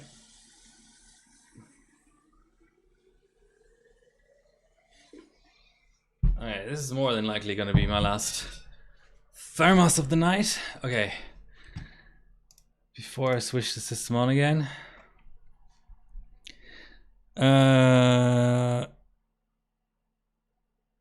Dual 600 on W790. No, we're not doing that. That's, you should know that as a moderator. Generally, no workstation hardware allowed.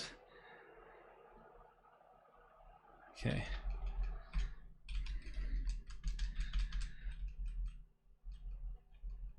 HU2000 stage. Impossible to source card? Not for me. Almost easier than an R9 390. XFS shouldn't be too bad. Okay. Can remove the shim from... Oh, that's right. The Hawaii cards are shimmed, aren't they? Don't want to risk too much deshimming. Yeah. Okay. Here's what's going to happen. I'm going to load up my profile. Go back to 200. Just be happy with the higher mem strap. Even go down a little bit here. Resave that profile. And just do a duplicate run on the same multi and everything. see what the memory gets me.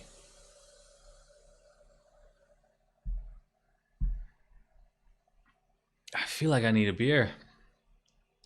That was a good beer. Okay, let's get a beer. Oh, blue screen. Okay, let's not get a beer. Let's keep going up in memory voltage.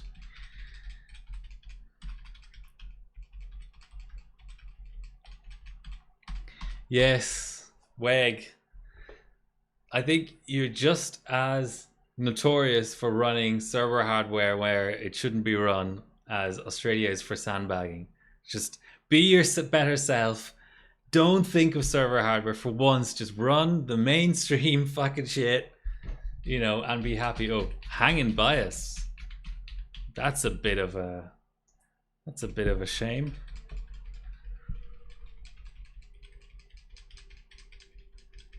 I think I wouldn't be getting these blue screens if I had a beer in my hand. Just saying. Okay.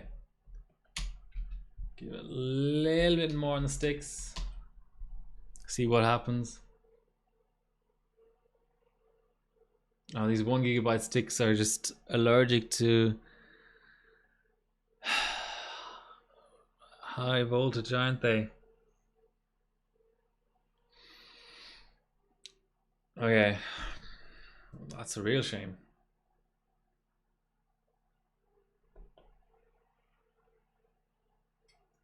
Can I run below 200 B clock? No, okay. Let's. Well, I'll have to make sure that it's really the mem strap that's causing it.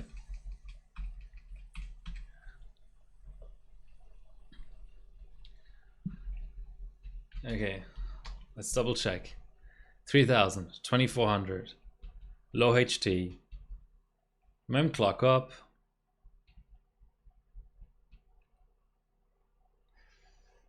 Yeah, not great, is it? Is it trying to run? Oh, is gang the thing actually? No.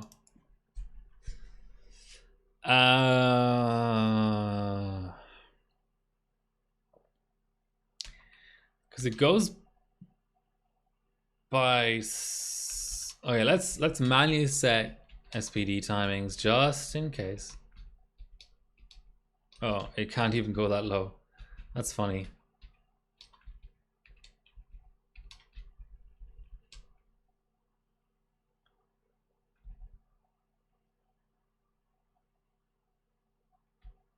I shouldn't have an issue with that.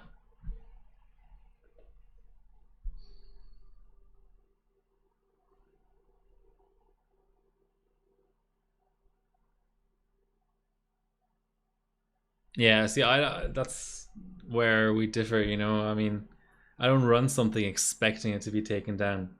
I just don't run it.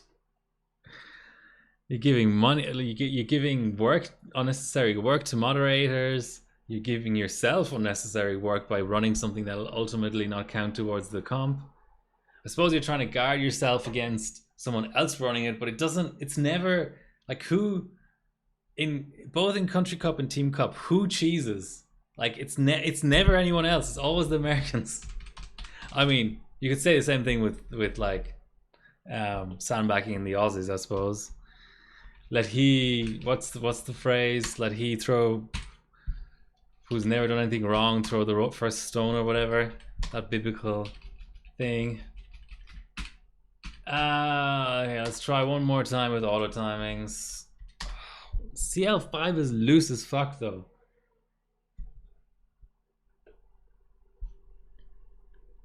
$2080 Ti mobile.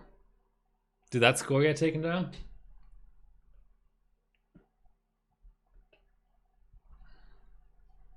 Ugh. It's a boot. I want to see the mem strap at least, even if it's not going to pass anything, most likely. Okay, let's give it another go.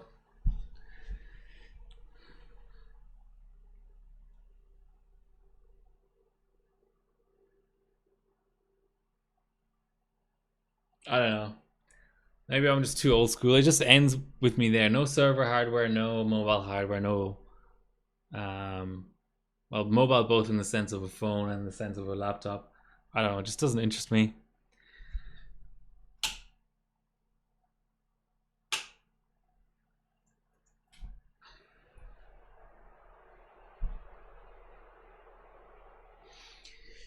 Okay.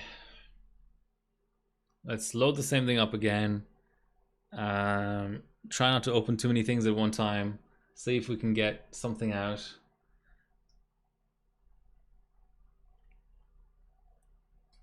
I mean, I set the bar at 3.5 pass.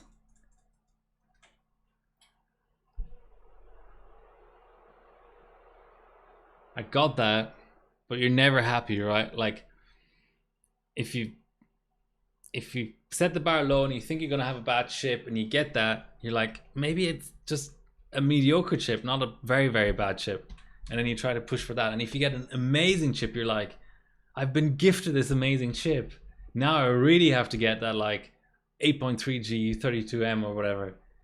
It's just it's sort of the bencher's curse, like that vicious cycle of nothing's ever like good enough in a sense, because if something's really good, you want it to be excellent. If something's horrible, you want it to be mediocre. Yoss and his Best Buy visits, yes, I'm familiar. Yeah, give it a nice little pour as we cross the 2 hour mark.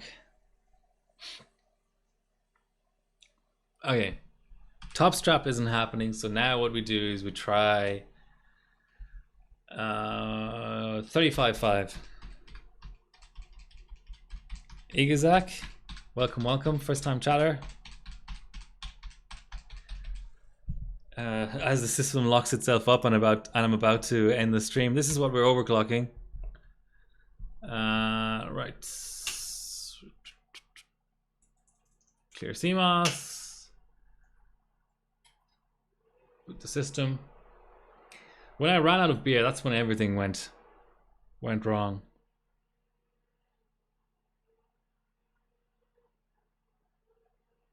Oh, it's boot looping now,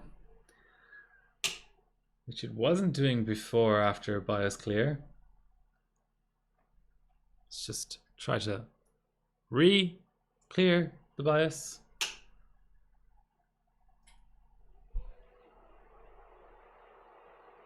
Okay, that did the job.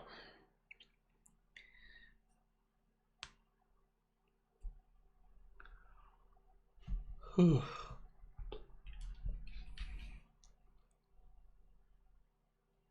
I have to work in 10 hours. Also have to sleep in between.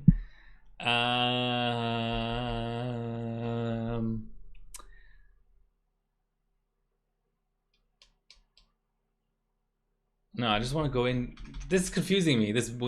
What's this fancy shit? I want to go into BIOS and just do everything myself manually. None of this circa year 2010 AI. Okay. Let's 1.65.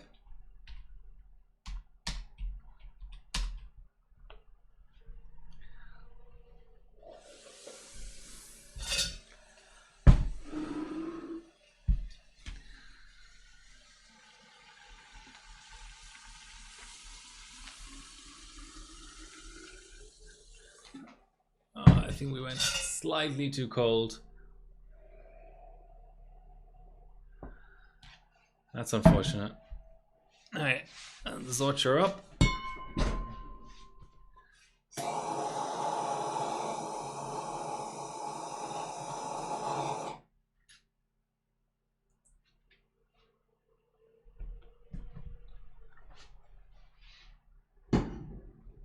There we go, 75. That looks like a post. Indeed. Come on, give me the spinning balls.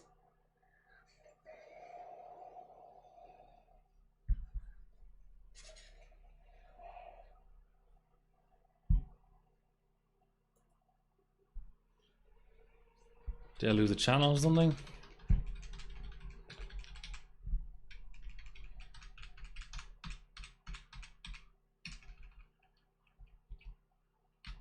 I actually think the high V core is detrimental. Alright,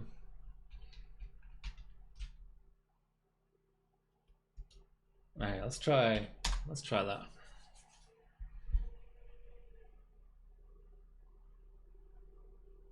Oh, I think you joined a little bit late. So if you watch back the VOD, there's about an hour to an hour and a half, probably about an hour's discussion about Vulcan versus T-Rex at the beginning. But the too long didn't watch is performance-wise, I'm not seeing a massive difference to the T-Rex, but I just think it's a good pot because it's cheap. It's a good second pot to have for me. It does all of the stuff that the T-Rex doesn't do so well, and vice versa. Yeah, there's just like a lot of things to like about it, but watch it back the VOD, I guess. Okay. Do I really want to end it here? I was just hoping to like at least attempt one more run. I don't know why it's being so finicky.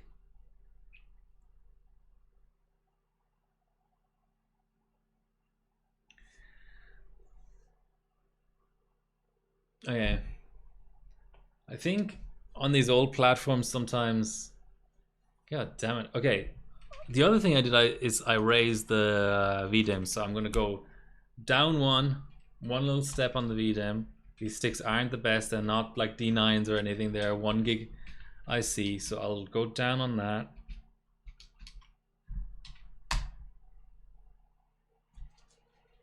And now I feel like maybe that's the optimal VDIM for the higher strap as well.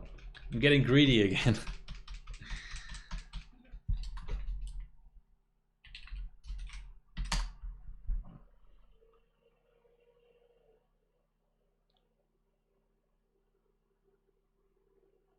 Feeling kind of optimistic about this. I shouldn't be, but I am.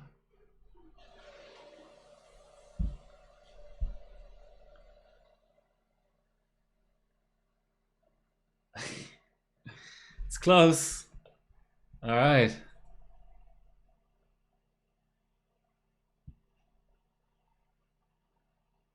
It's an old slow platform. Let's not consider it a hang until it's a hang. Okay, so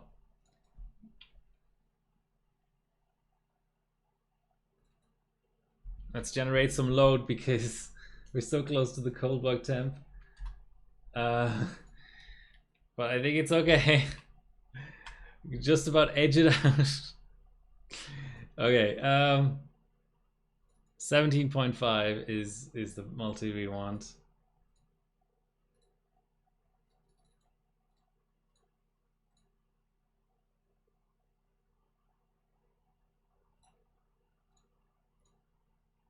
I've got a semi good feeling about this. Give me a batch at least to finish the stream. 5539. We're on the we're on the board. That's what I was gonna say.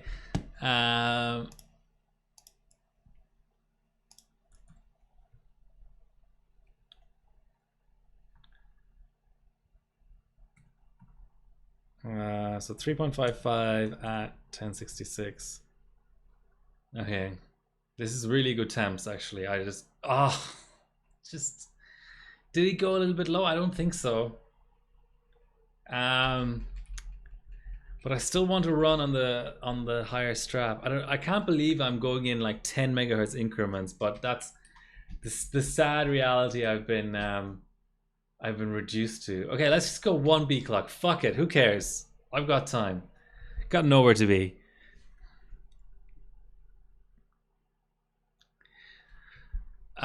So high. It's really weird. The other chip was much worse frequency wise, but it went down to minus 60.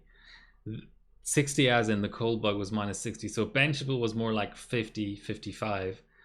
This one I've got to hold A cold bug is like 27, so I've got to hold like 25.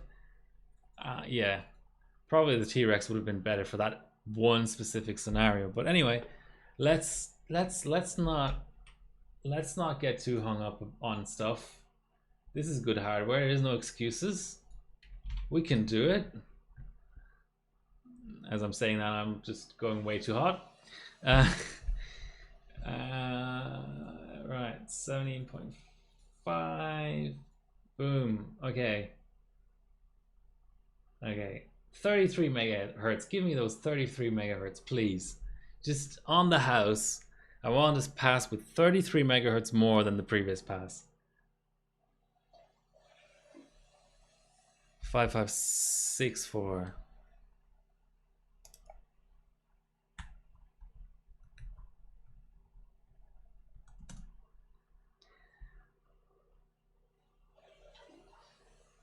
And you can still crash on save, so there's no. This is sort of like Haswell. I mean, you say rough, but I think on Sandy E, I had a chip once that didn't hard cold bug until like -40 or something, but the best benchable temp was -7. Now that was rough.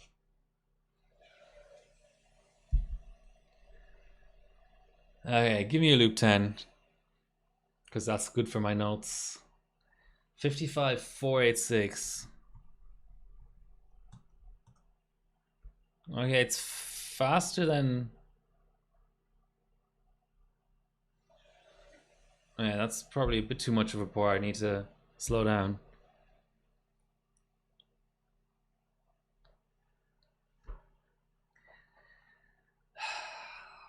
Okay, -27 now. That's the edge. 27.3. Needed to warm up a bit now.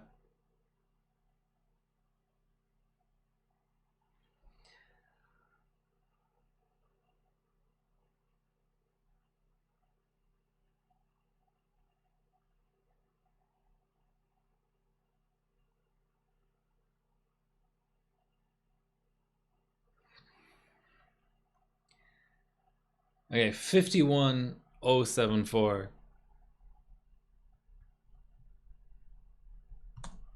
I don't know what my previous score was. Oh, and it's hung. Why, how, when? Who knows?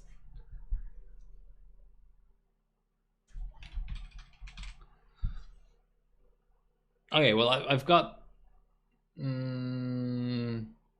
Let's just quickly reboot and see my previous score, because I didn't note it down. I just want to see the scaling. Oh, perf is horrible on these old platforms. You can't really. I mean, a single threaded bench would be a different thing. Like sometimes, like when I'm totally clocking to the edge in SuperPi 1M, I'll run like PS check and all that stuff in the background. But that's because it's single threaded. So 51. So we're only talking 700 milliseconds. Did I get too warm at the end? That's just. I mean, this one's on the house.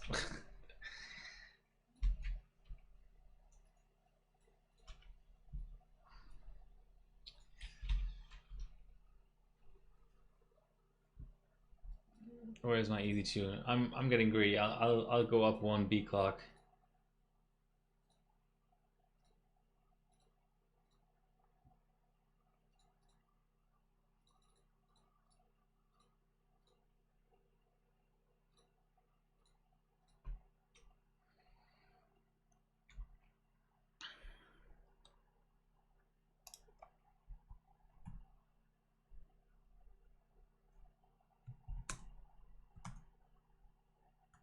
Okay, end of stream. All right, thank you for watching.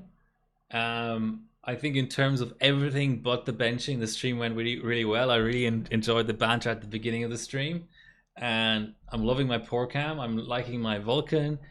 I'm enjoying AM2 Plus. I mean, I like the 940 Black Edition much more than Phenom first gen, but yeah, I don't know. I'm mostly ending the stream because I don't want to commit to another beer. I don't think this chip is gonna scale anywhere near as much as it needs to scale for me to invest more LN2. But I do have well, this is the last Duer that I've got, which you can't see. All right. This is the last Duer. That 35 liter. So I've run through my 10 liter, my 18 liter, 135, and another 35. But I just started this one, so I'll knock out a few more Team Cup scores in the next few days. Probably. I'm gonna do the 7-zip. Geekbench 6 quad cores is this strong possibility on the crosshair if it stays alive. Yeah, those kind of things. Stream. I'm thinking about moving streams on to Thursday, but I think next Tuesday I'll do a stream. It'll depend if I have. I may be out of LN. I will be out of LN2 by then because I'm getting a delivery on Wednesday, so I'll make sure to have used up all my LN2 before then, and then I might do an ambient stream actually. So let's just pick something out. So Celeron already did. AM5, I'm just having RAM OC issues. There's no point streaming that again. I streamed that pretty recently. I could do PyFast 939. Physics, it's one of those, like probably a 2D stream like PyFast 939 or Sandy i5 Physics are strong possibilities. Let's just have one more little look through here. I'm waiting on my RDNA 1.0 card to get here. If it gets here in time, then maybe Wildlife, that's a fun bench. I mean, Vantage AM4 is always a possibility if my Unify X comes back to life. Yeah, I think it's between those. Alright, thanks for watching. Like, share, subscribe, and all that stuff. And talk next week.